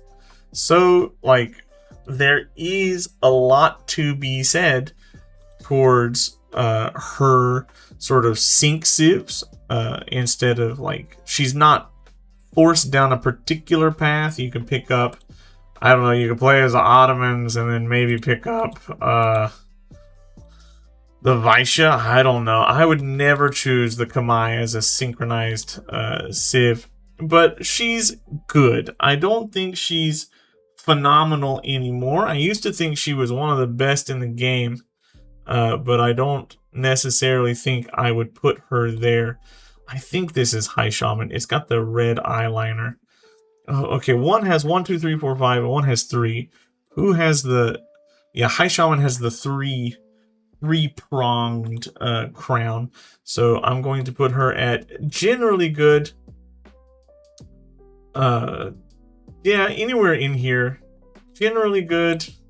I'm going to drop you down, but can be strong with synergy, but never like amazingly strong. We move now to a science civ that I think is actually pretty decent in the game as it stands. Queen of Wa. So you get the Friend of Wei endeavor that gives you 25% science. You get 4 science per age for every leader that you're friendly or helpful with. And you can support endeavors for free, but rejecting them costs 100% more. There, she's kind of pushed. She gets a lot of science bonuses compared to Confucius's +2 on specialists. Yeah, his scale's higher, but hers kicks in earlier, and that tempo matters a lot more than the consistency, I think. So if you want to play a science game, she's pretty solid at the science game. Her strongest bonus, in my opinion, is that can support endeavors for free. So you get just lots of incidental bonuses from the AI sending you endeavors, and they're going to send you a lot of endeavors because you're always supporting them. And if you're always supporting them, then they're all going to be friendly and they're going to be helpful. You just want to ally with someone who's less aggressive or swap alliances consistently because you don't want to be called into wars. You want to, like, strategically... Oh, this is my ally for now. Oh, that ally's at war. Break the alliance. Ally with somebody else that's not at war. When they go to war, break the alliance. Because this doesn't stack, I think. I think it's just a flat 25% every time. I don't think you can get it up to like 75% science. I haven't mathed the math. I think I've had multiple... Yeah, you can only run one. What am I talking about? I'm dumb. I'm so used to playing as Ben Franklin and Gilgamesh right now. So yeah, you just want one ally at a time. And then the same goes for her as it did High Shaman. You have lots of good dip your toes in civs. Again, for culture, like Heian Japan. Notice that you don't have a negative for culture. You can go culture and have science supporting it as well. So you can dip your toes into Heian Japan. Whoop, wrong place. Again, you can dip your toes into Heian Japan and get the Jinja. You can dip your toes into Machiavelli and get the happiness. So these are like decent syncretic choices. Never go Sengoku Japan. It's just not going to do you any good. But yeah, Himiko, Queen of Wa, I think is the lesser Himiko, but that's only because I am kind of anti-science biased. I think she's good, and I'm going to put her at an equal footing with her younger, more make-upped sister. Next up, Ibn Battuta. I don't think Ibn's very good. I played a couple of games with Ibn. Please, again, ignore the level here because this isn't accurate to the amount of time that I've played. I play on different accounts. Ibn Battuta gets 2 wildcard attribute points after the first civic in every age, and then you can unlock the map. He has no bonuses. You craft your own adventure with Ibn Battuta. And that's okay. It was really good in the past when the attribute tree mattered. But these days, I don't feel like the attribute tree really matters that much at all. The attributes have been reined in quite a bit. all the percent bonuses have been taken out. Very often you're just getting like a couple of maybe 20-30 science, which is not bad, but it's not like I'm going to win the game by putting in this wildcard attribute point. He can go very wide with the attributes and cover many trees. He can finish one tree very quickly. Probably the expansion tree is the best to finish the quickest because it gives you bonuses to specialists or town specializations if you want to play wide.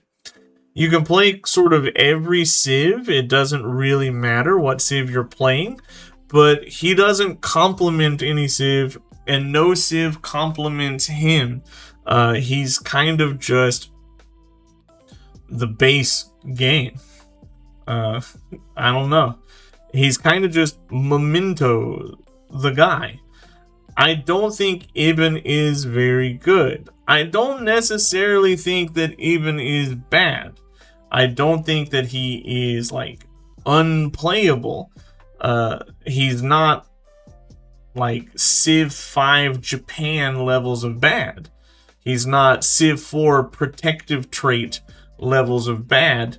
But there's no reason why I would choose him over anybody else, because you know what? I could just grab 2 attribute points out of my mementos. I know he gets the benefit of having other mementos on top of the attribute points, but I've never really thought of the attribute tree these days as like, oh god, I need to fill in that attribute tree. He's just okay, I guess. I don't know. I don't hate him, and I don't love him. Mostly when I play as Ibn, I'm kind of just bored. Because I have no like synergy I can go for. I am putting Ibn down here in the generally poor, no synergy exists category. Again, let me preface it by saying I don't think he is garbage. But I don't think I have any reason to play him compared to any other leader in the game. Isabella. What can be said about Isabella that has not already been said? Isabella's phenomenal. She's probably the best leader in the game. She has the best synergies in the game. She has the best combo in the game. Gain 100 gold per age every time you discover a natural wonder. This is doubled if the natural wonder is in distant lands. 50% tile yields from natural wonders for every natural wonder in your empire. You can get up to like 250, I think. And 50% gold towards purchasing naval units and cheaper naval units. So you have food, you have culture, you have production, you have influence, you have science. It all depends on the map. But kind of no matter what the map throws you, it's good. And there's nothing that makes you go like, oh no, I don't want to play as Isabella. Isabella's great. Go Isabella Iceland for the most broken start in the game. Where is it? Is she, yeah, she's recommended to sink into it. You can go Isabella Iceland to start next to a wonder, get the culture and the gold off of the wonder from turn 1. You can sink into, let's say, Egypt for wonder production, Greece for influence production, Heian Japan now. Oh my god, I didn't realize they put her with Heian Japan for the Jinja, which is kind of disgusting. Then you just leave Iceland in the exploration era and don't play them. Play Spain and attack someone in the distant lands and conquer all the distant lands natural wonders. Or play as France and then sink into Spain or sink into the Abbasids, and it would still be fine. And then you play France or Mexico, or you play as Spain and continue as Spain and go into France or Mexico as sinks. Isabella is phenomenal, and it doesn't have to be the Iceland game. You can play as literally any civ in the game, and the bonus to the natural wonder is going to make you good. So she is probably the strongest leader in the game, hands down. So great job, Isabella. I don't find her very fun, but she's real good. I just got done playing the Heian Japan José Rizal game, and it made me change my mind about José. I think, or thought, José was in the pretty weak tier. His bonus, gaining rewards from narrative events, getting extra culture gold and influence per age is okay, but I didn't think it was that great. But I underestimated how many events you have. He has a lot of extra narrative events, But I really think that that was offset by the celebration duration. And that's because the more celebrations you get, the more tourism you get, right? So you don't want longer celebrations. You want shorter, constant celebrations. This is an issue that the game has, where they offer you longer celebrations in the attribute tree and in his kit. But if I get 3 tourism from every celebration, I want my celebrations to last 5 turns and get a celebration every 5 turns, instead of having... So if I had that happen and I played 30 turns, that would be, 6 times 3, that would be 18 tourism. But if I had a celebration that lasted 10 turns, and I got a new celebration every 10 turns, that would be, 3 times 3, which is 9. It would have it, right? So you want more celebrations, which really lowers his stock for me, because you're obviously going to go for culture victories with him. Also, he doesn't play well into every civ. He does play well into some civs. Heian Japan, Tonga are really good with him. Hawaii's pretty good with him. You want to play into civs like that. So you don't really want to sink into those civs. You want to play as them. He doesn't really play well with a lot of the other civs in the game. I think France might be okay with him. But I used to think he was bad, but I don't think he's the worst these days. If he didn't have this celebration duration, honestly, he was just the extra happiness towards the celebration, he would be better. He would be better. If there were more narrative events in the game, he would be a lot better. But his stock is not that high with me. People like him a lot, but I think generally weak. Can be good with synergy, but he's never like phenomenal or fantastic with synergy. He's just always sort of baseline and good. We have another leader that has my opinion of has changed, where my opinion for Jose went up a little bit. My opinion for Lafayette actually went down, because the test of time changes to traditions really messed up Lafayette and his ability to scale.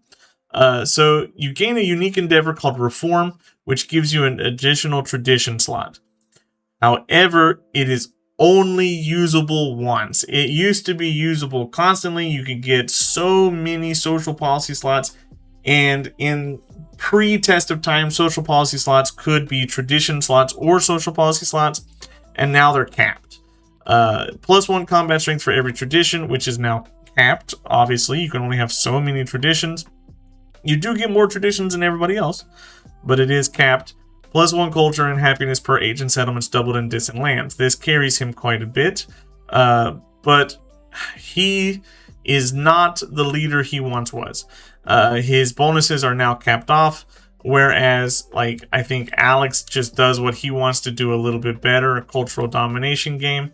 Lafayette, in my opinion, used to be the best domination leader in the game in the past, because you had culture and you had happiness and you had domination. But now, sadly, I think he is probably 1 tier below. If we look at his synchronized guys, he can play civs. He can play as a lot of different civs and do just fine. I think Moria is a really good civ for him to get your social policy and tradition slots out early. I think you could play as France the whole time and then synchronize into Rome to get the Legion, which can be pretty good. You could play as France and synchronize into Spain to get extra bonuses from coastal or from distant land settlements, which can be pretty good. But I don't think that he is as terrifyingly strong as he once was in the past. He's going to go the top of generally good for me. Whereas I used to put him up here. Now I'm putting him a little bit closer down here. He needs... Go away, Kathy. He needs somebody... He needs the civ to carry him a little bit more than he used to in the past. Whereas all these guys carry their civs themselves. I'm not playing Isabella because I want to play Iceland. I'm playing Isabella because I want Isabella specifically with Iceland. I'm not playing Assyria because I want to play Assyria. I'm playing Assyria because I have Charlie and I want their free units, right? So Lafayette, I have to think about what civ I want to play with Lafayette these days instead of saying like, oh, I want to play Lafayette. I'll choose any civ. Almost 2 hours and we're almost done. We're in our final 4, 8, 12, 13. Okay, we're almost there. Lakshmibai, Rani. Rani's good. 50% influence towards initiating city-state incorporate, so you don't get bonuses towards befriending city-states, but you do get bonuses towards eating city-states. But when you eat the city-state, you get all their units, which is really good. It's free military that you don't have to build. You can build infrastructure and get free military. Also, if you play as Tonga, and you find all the distant lands in antiquity, you can slurp up a city-state in exploration and not have to build a navy. You don't have to go through shipbuilding, which is really good. When one of your land military units defeats an enemy, you get 100% of its combat strength as influence, so you get a lot of influence really fast. Influence is the strongest yield in the game, if we're considering it as a normal yield, and that's really strong. Also, you have not so great syncretism options, but you do have Moria, and Moria makes playing any sort of test of time civ in antiquity better because of happiness. Happiness is important for your conquering. You also have Assyria, which is good for conquering. So you don't have the best exploration or modern age choices to sink into, but these two are very strong.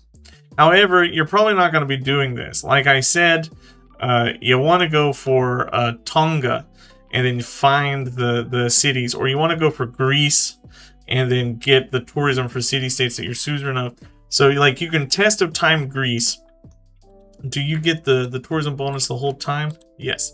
So you test of time Greece, and then you sink into something like Diviet for even more culture. What can you get here? You can get the water puppet theater, but nobody cares about that. You can get the Vochen, which can help you farm up influence, which you use to get more city-states, and then you go and conquer the distant lands. Yeah, her syncretism options aren't that great, but her base kit is really strong. So again, Tonga, and then maybe you go into something like Spain, because you're going to be in the distant lands pretty easily that way. You can even go into Sengoku, Japan, but it's hard to get your army commander to the other side of the world very quickly.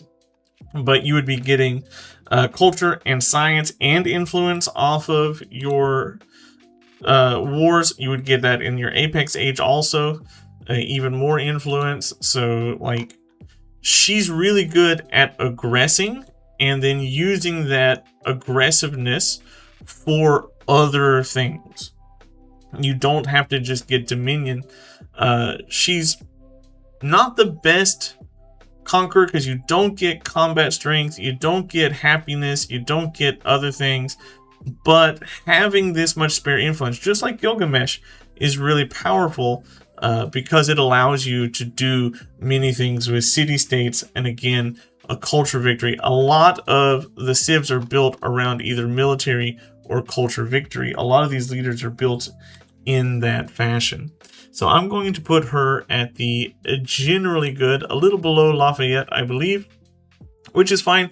We want most of the leaders in these two categories right here, right? So if we're middle heavy, that means that the game is fairly balanced.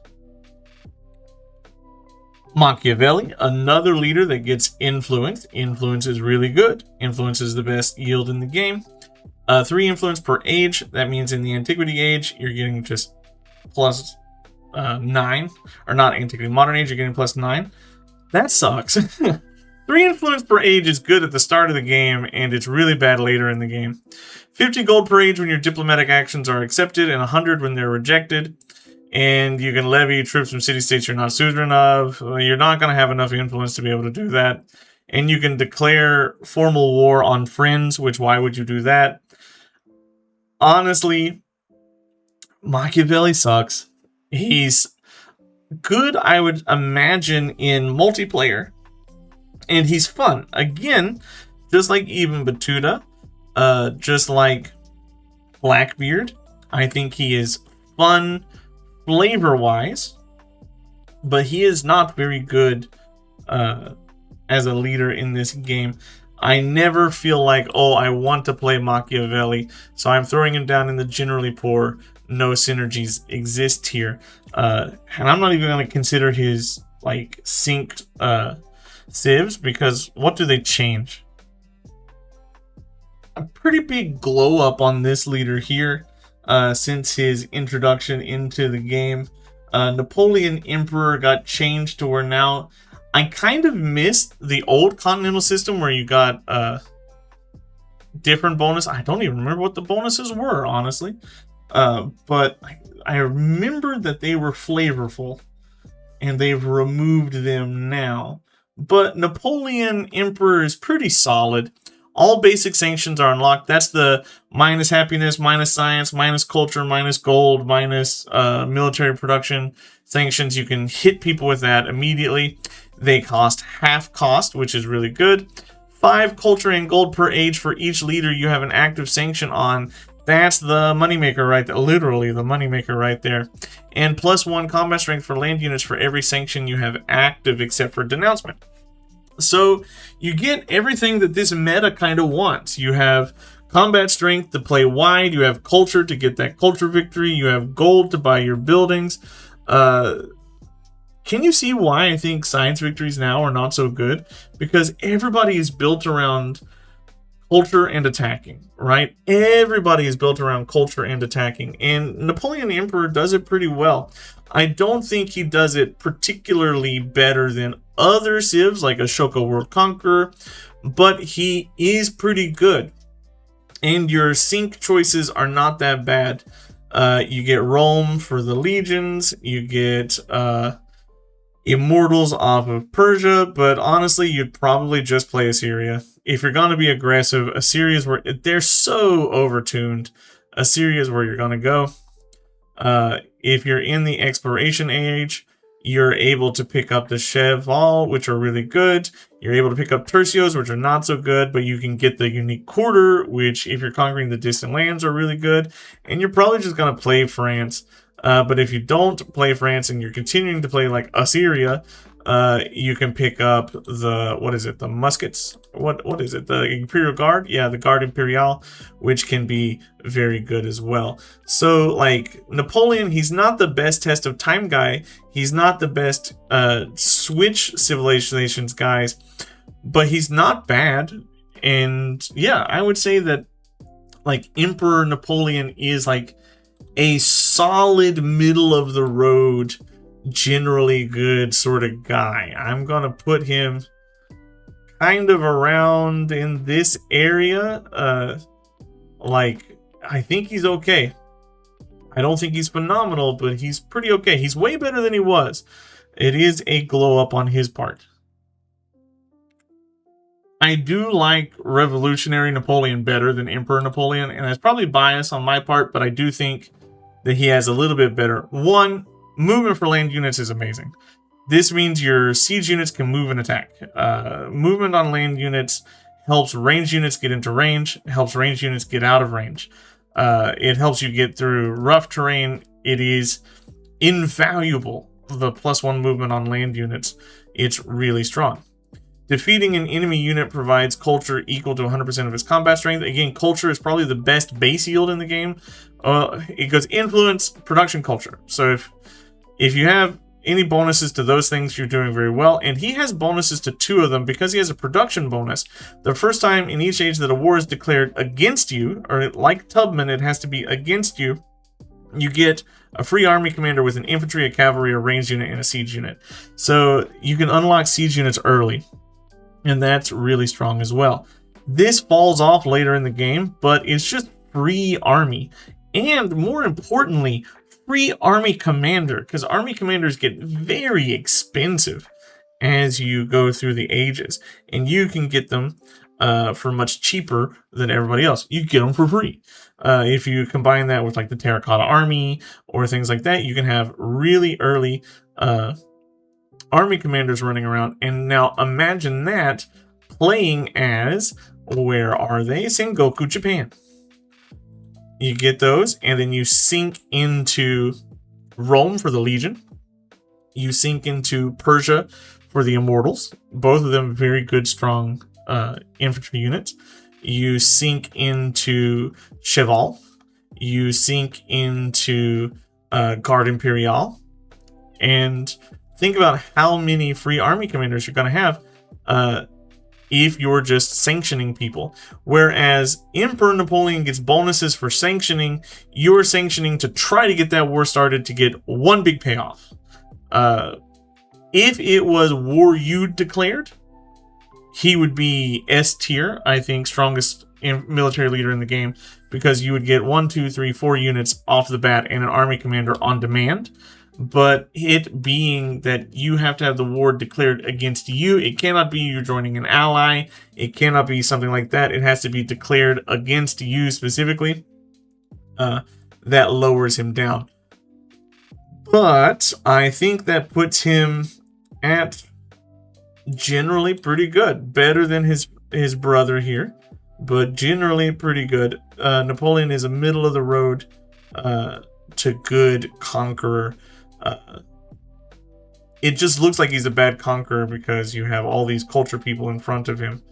But I don't think he's as good as Lafayette, but he might be with the new changes. I haven't really considered it that deeply. We move now to Pachacuti. Pachacuti is probably my favorite leader in the game. I like to play as Pachacuti. You can see he's level 10. Pachacuti is really fun. All buildings receive food adjacency from mountains. That can be doubled with specialists. -2 maintenance on specialists adjacent to mountains, but -1 maintenance on specialists not adjacent to mountains. Cities gain a bonus to production equal to 10% of that city's food.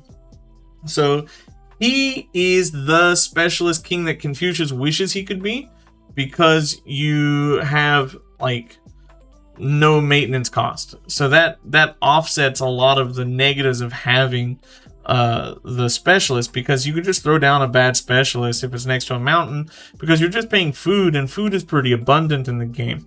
You also get food, so that offsets one of the food costs of the specialist. So you're as long as you're building your science buildings next to mountains and you have some wonders there and maybe some maybe some resources, you get pretty good specialists, better than Confucius's specialists. In most scenarios, there will be mountains. Pachacuti spawns next to mountains. There will be mountains. You don't have to play the Inca. You don't have to do that. But if you do that, it's very good. Pachacuti also, this production equal to 10% of the city's food. That's really where Pachacuti shines. Production, again, best yield in the game. Influence, which we don't count because nobody really gets influence, production, and then culture. And so he gets production, a percent-based bonus. Not many people get these percent bonuses anymore. Percent bonuses being the strongest bonuses, because most of the things are just flat additive bonuses. Percent really scales. So that makes Pachacuti really good. You also have, you can dip your toes into the Maya, which is phenomenal. You want this. You can dip your toes into the Joseon now to get the Soul one, which gives you 10% of its production as culture, which is great. Culture being the next best yield in the game. The Maya, dip your toes in, get yourself the Uabilka, and get production. Get happiness, get science. This is a great target for some specialists that cost you nothing. You can play as, wrong place. You can play as the Inca. You can play as Shilla, but you lose out on the Maya bonus. I mean, that's pretty big. I like playing as Shilla, but you do lose out on the Maya unique syncretism if you play as Shilla, but you do get the Sachal as the Shilla that gives you gold for every resource. So if you're playing like a more GDP-oriented game, go for Shilla. You can get culture and happiness from it. You can get influence, which can be popped up with specialists. If you're playing for a more science-heavy game, obviously you're going to go for the mind. If you're playing a culture-heavy game, you could go either way. But Pachacuti has options. He doesn't have to play,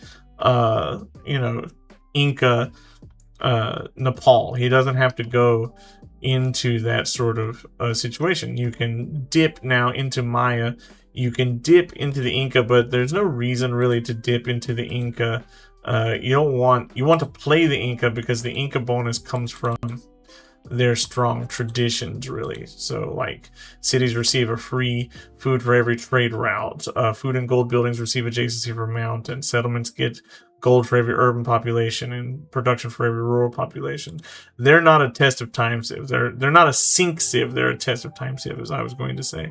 So Pachacuti can be very, very strong just because he opens up specialists to many different yields, and he has the production to deal with any situation that comes in front of him. That being said, do I think Pachacuti is up here?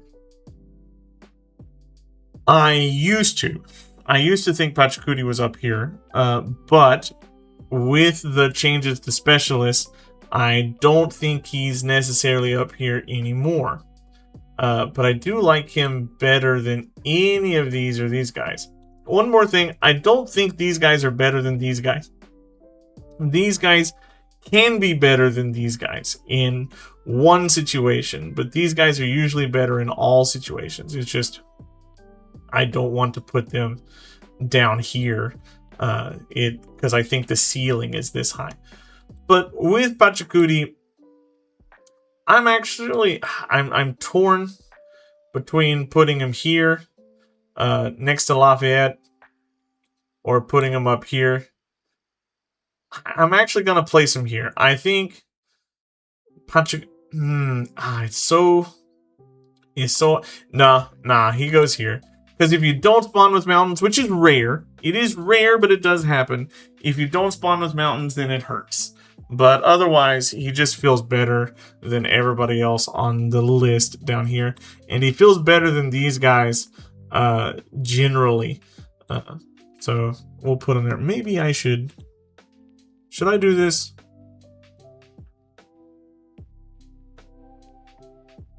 Yeah, I think I'll set this like this. I think we'll have this set up so it looks like this. I'm sorry, I'm changing the tier list halfway through, but forgive me. Sayyida. Oh, Sayyida. How the mighty have fallen here. Sayyida, when she came out, was actually broken. Like, literally actually broken. She was getting way more yields than she was supposed to get because district counted as rural district as well. So you would get 2 culture and 1 influence per age for every fishing boat that had a navy unit stationed on it. But as it is now, you only get, you can max out at like, what is it? Harbor Fishing Key, that's 2 districts. It's not a quarter, it's a district. Harbor Fishing Key, Wharf, Lighthouse. So that's 2, 4, plus 2 more there. You can get about 8 or 10 of these bonuses, which per city or basically per city, but you can get more if you get if you specialize towns. It's not as good as it was. You receive naval units every time you complete an espionage action, and naval units are better than they were, but they're still of limited use. They cannot be counterspied against, and no influence for failing in your espionage.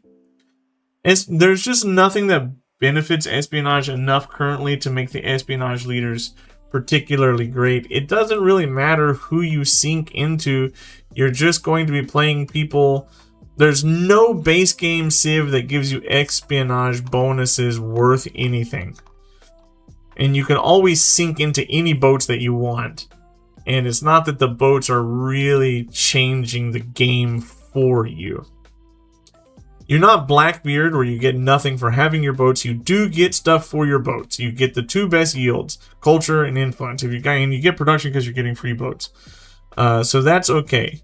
But it's just not enough to change the game anymore. When it was uncapped, it was broken. But now that it's capped, it really limits her viability, in my opinion. Generally weak. She can be good with synergy, but I don't know. I think she should go here. But I don't want to put her down there. I'll put her in this category. Yeah, we'll put her there. We'll put her there. Bolivar. Bolivar is supposed to get an update with the big DLC. They keep hinting that he's going to get an update with a new mechanic. As it is right now, he's kind of boring. 2 war support on wars was really good when the game came out, but there's been some power creep, and 2 war support on wars is not really that phenomenal right now. When you conquer a settlement, you can purchase 1 building or improvement for free, and unrest does not prevent purchasing, which is okay.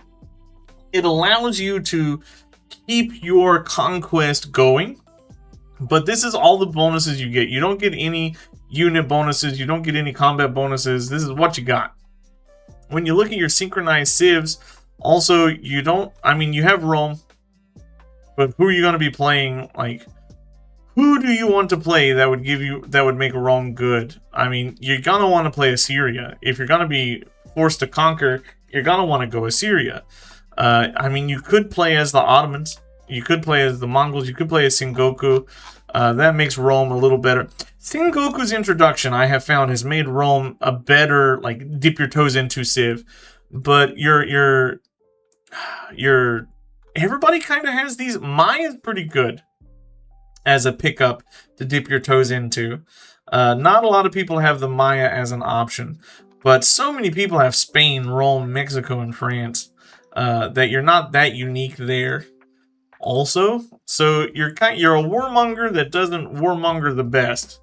You're a base warmonger. So I'm gonna put you as generally weak, can be good with synergy. I'll put you at the bottom of that tier there. From bottom of the barrel to near the top of the top, we go to Tecumseh. +1 food per age in towns and +1 production per age in cities. Production is a wonderful yield for every city-state you're suzerain of. +1 combat strength for all infantry and ranged units for every city-state you're suzerain of. 2 dominion for every city-state you're suzerain of. There are very few leaders that give like straight-up GDP, dominion, or tourism. Only he and Alexander give those. So this is a rare bonus that really helps. And all independent powers start friendly with you. This is underrated, probably the best part about his whole kit, honestly. Because you don't have to worry about that early aggression on your scouts. And you can befriend them before anybody else can. So, he's really good at one thing. Finding city-states, befriending city-states, and then attacking neighbors using those city-states and getting dominion and winning a domination victory. He does it incredibly well. These test of time people, it doesn't matter, because you're never going to be doing this. You're going to be going Tonga always. You're going to be going Shawnee always. And you're going to be going Siam always. He is a one-trick pony. He is the ultimate one-trick pony of the game. And that one trick is very, very good. It is one of the best tricks in the game. So he goes top at the strong only with specific synergies, but generally weak. If you're playing Tecumseh of the Mississippians, you're doing it wrong. You're just doing it wrong. Tonga or Greece. Shawnee, Siam, every time. If you're playing Tonga of the Americans, you're doing it wrong. Or Tecumseh, sorry. Tecumseh of the Americans, you're doing it wrong. He needs that specific synergy. I'm going to be honest here about Hideyoshi. I genuinely hate this guy.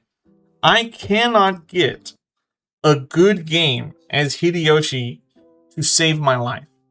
Land units deal double damage attacking opposing units, but all of your units take double damage when defending. So land units deal double damage, but every unit, including naval units and air units, take double damage when they defend. Your units heal an additional 5 HP, doubled if on a culture building or a wonder, and 25% production towards culture buildings. This is doubled in captured cities. culture is good. So getting a bonus towards culture building is fine, but you don't get a bonus towards wonders. You don't get a bonus towards influence. You don't get a bonus towards city-states. So your culture game is not the best. And your military game is garbage. Yes, dealing double damage sounds great. However, that's not how Civ works.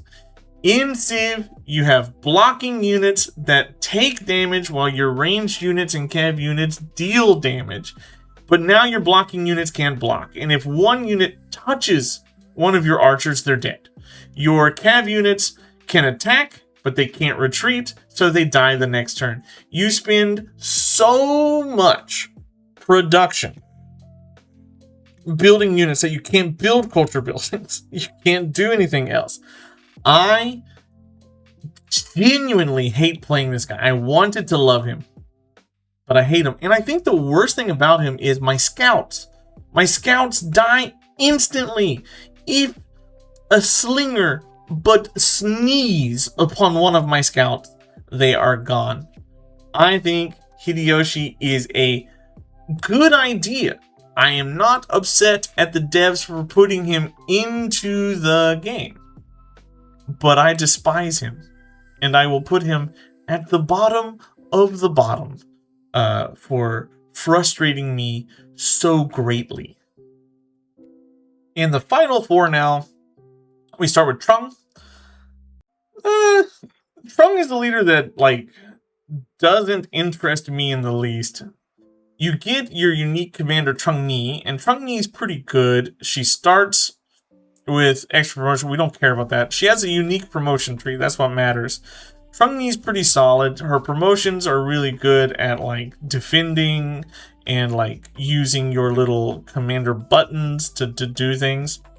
She also gets 20% commander experience, which is invaluable. Commanders, having high-leveled commanders are really good. 10% science in cities in tropical. This, like, is doubled in formal wars, but this fails you more often than not. Again, it's a science bonus in a time when science is not very good. And tropical cities are so limited, right? Tropical cities are so limited to 2 little latitudes where you can found them. So this is really only coming into play on maybe 20% of your cities. If you're conquering, it really doesn't help that much. Trưng Ni is interesting, but she has no bonuses towards producing units, no bonuses towards using units. You do get army commanders, which is great. So she can be really good with Sengoku because you get that extra experience. Sengoku Japan has changed a lot of these lower tier military leaders to be a little more interesting, but I don't know. She's really just not the best. If you're gonna play her, you're gonna be playing Sengoku Japan and just using that extra 20% commander experience to do stuff. Her civs, it doesn't matter. You're gonna play as Sengoku, so Kamai, you're gonna get the horse. Not the horse, the elephant.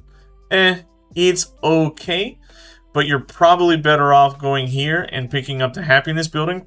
Moria does make her better than D tier. The happiness building helps. When you look at exploration age, Voichin are really good. Play as Sengoku Japan, however, you can't get the Voichin. And Sengoku is probably better than Daviet for her overall. And when you go into the modern age, you can't go backwards. So you can't play Daviet, then pick up Sengoku Japan. You can't do that. As the modern age, you can get the elephant from here. And you can just get the boats and stuff from here. Probably the elephant. So she's just okay. If it wasn't for Sengoku Japan, I think she would be bottom tier. But with the introduction of Sengoku, I'm going to put her somewhere around this level here. Maybe worse than Jose, but she's not particularly phenomenal anymore. Or if she ever was, honestly. We're in the final 3. I'm skipping King of Kings and going into Achaemenid Xerxes. I want to talk about him first. Achaemenid Xerxes, I love him also, but I love him less in the test of time. He was my golden child. But with the test of time, I do love him less. +1 trade limit with all other leaders. I love trade route games. +10 trade range. I love trade route games. 50 culture and 100 gold per age when you create a trade route. Again, I love trade route games.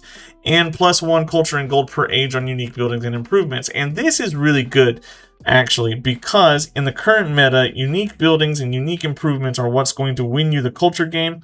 And you need it to compete with the other civs to keep them from winning a culture game. So having this is really good because you're incentivized to put down those unique unique improvements from city-states. However, you don't get any bonuses towards influence. You don't get any bonuses towards influence except for the +1 trade route limit with all other leaders saving you influence.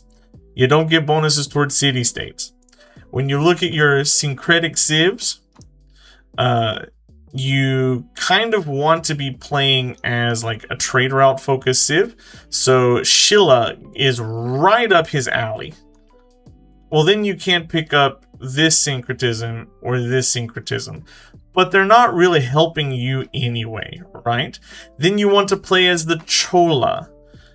Oh, there's a third antiquity. I didn't see that. You want to play as Chola, so you're not picking up Abbasids, you're not picking up Mongolia. And then by the time you reach modern age, you want to have won already. So, I don't know if any of the Mughals or Qajar or Russia really helps. Probably, yeah, none of those actually really help him. So, the test of time,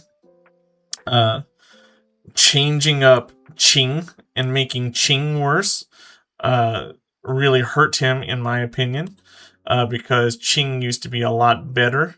But you can play as Qing in the modern age. You just can't really test of time Qing very well because you'll die on science. But you know what? Science doesn't matter. Who cares about science? But -4 science for every trade route really hurts. I don't know. I still think he is good. But I used to think he was great. I still think he's very good, and this 1 culture and 1 gold per age on unique building improvements really helps carry you. And if you go into Shilla, you can get some influence out of him. And you know what? Koryo is probably... You know what? Whoa, hold on. Hold up a second. Hold up. Oh, am I cooking? Am I cooking here? Koryo. Koryo gives +1 culture on unique improvements and +1 influence on unique improvements. Ooh, Shilla Koryo. Achaemenid Xerxes might be like the new hot shit. Oh my god, I had to play that game. The more I think about it, I really like Achaemenid Xerxes. So I'm going to put him around here. Not in the no synergy required area, but in the generally good, can be very strong with synergy area. I think he's not normally weak, only strong with synergy. Just having that trade bonus helps. But if you have trade civs, he goes through the stratosphere. Okay, King of Kings. This is where your syncretic civs are really going to come into more play here. +3 combat strength for units that are attacking in neutral enemy territory, so you want to be aggressive. Culture and gold per age when you capture a settlement, which is really good. Those are the best yield. Culture or gold in all settlements doubled in captured settlements from any age. They should change this to settlements you did not found. But if it's, yeah, it should be set. They have a conflict here with the other wording. And +1 settlement limit each age. This was changed from per age to each age, which made this a little bit worse. The settlement limit changes really dropped him down from probably the best leader, one of the best leaders in the game, to a very good leader. He is still a good, aggressive leader. Don't get it twisted. When we look at his stuff, he can dip into Assyria. So you have that very strong Ottomans, Assyria combo. Or you can play as Assyria and move into dipping into the Mongolians. Or you can play as the Mongolians and dip into Assyria. Honestly, I would play as Assyria and dip into... play as Assyria, keep Assyria, and then dip into the Mongolians so that we can keep our science going. Because you're going to be capturing 1 million settlements anyway. Might as well get science for every single one of those settlements. His bonuses help you keep up with culture, which helps your units. His bonuses help you keep up with combat strength. His bonuses help you keep up with gold for buying more units. You have settlement limit, which allows you to deal with some of the happiness issues. So he can be really good. I don't think he's strong, no synergy required anymore. I think he is generally good and can be strong with synergy, but I do think he is worse than a Achaemenid Xerxes, just for the way I play the game. And last but not least, Yi Sun-shin. Yi Sun-shin is the newest leader in the game. I've played 2 games with him overall. He can construct fleet commanders in antiquity, which is, he's the only one that can get ancient era fleet commanders, and you receive a fleet commander in antiquity with discipline. And you have to have a harbor, so you get it after you build the harbor if you haven't built it first. So this is pretty solid. You can get the splash damage in antiquity, which is where it's going to do a lot of damage. Defeating an enemy with a naval unit provides science equal to 100% of the defeated unit's combat strength. It's a good bonus. It is uncapped. On construction of science buildings, receive 10 XP to all fleet commanders, which allows you to get to that splash damage promotion better. 3 gold per age for every fleet commander XP earned in combat, which allows you to buy boats. And that's what makes him better than trash. Being able to buy the boats. You don't want to be building your boats. You want to buy your boats. I don't think he's amazing. He is built on a flavor, and that flavor is exactly who Yi Sun-shin was. He was a naval commander. He beat 300 Japanese ships with just 13, actually technically just 1 ship, multiple times. And he was a scholar who studied and played Go or Baroque very well. This is very flavorful for who he is as a character. Does it fit the game right now? No, because Antiquity Age naval warfare is not necessarily like the strongest thing in the world. Your uniques here, what are you dipping into? I mean, honestly, none of these guys have unique boats. So you're not going to be dipping into any of these in Antiquity, Carthage, or Scylla.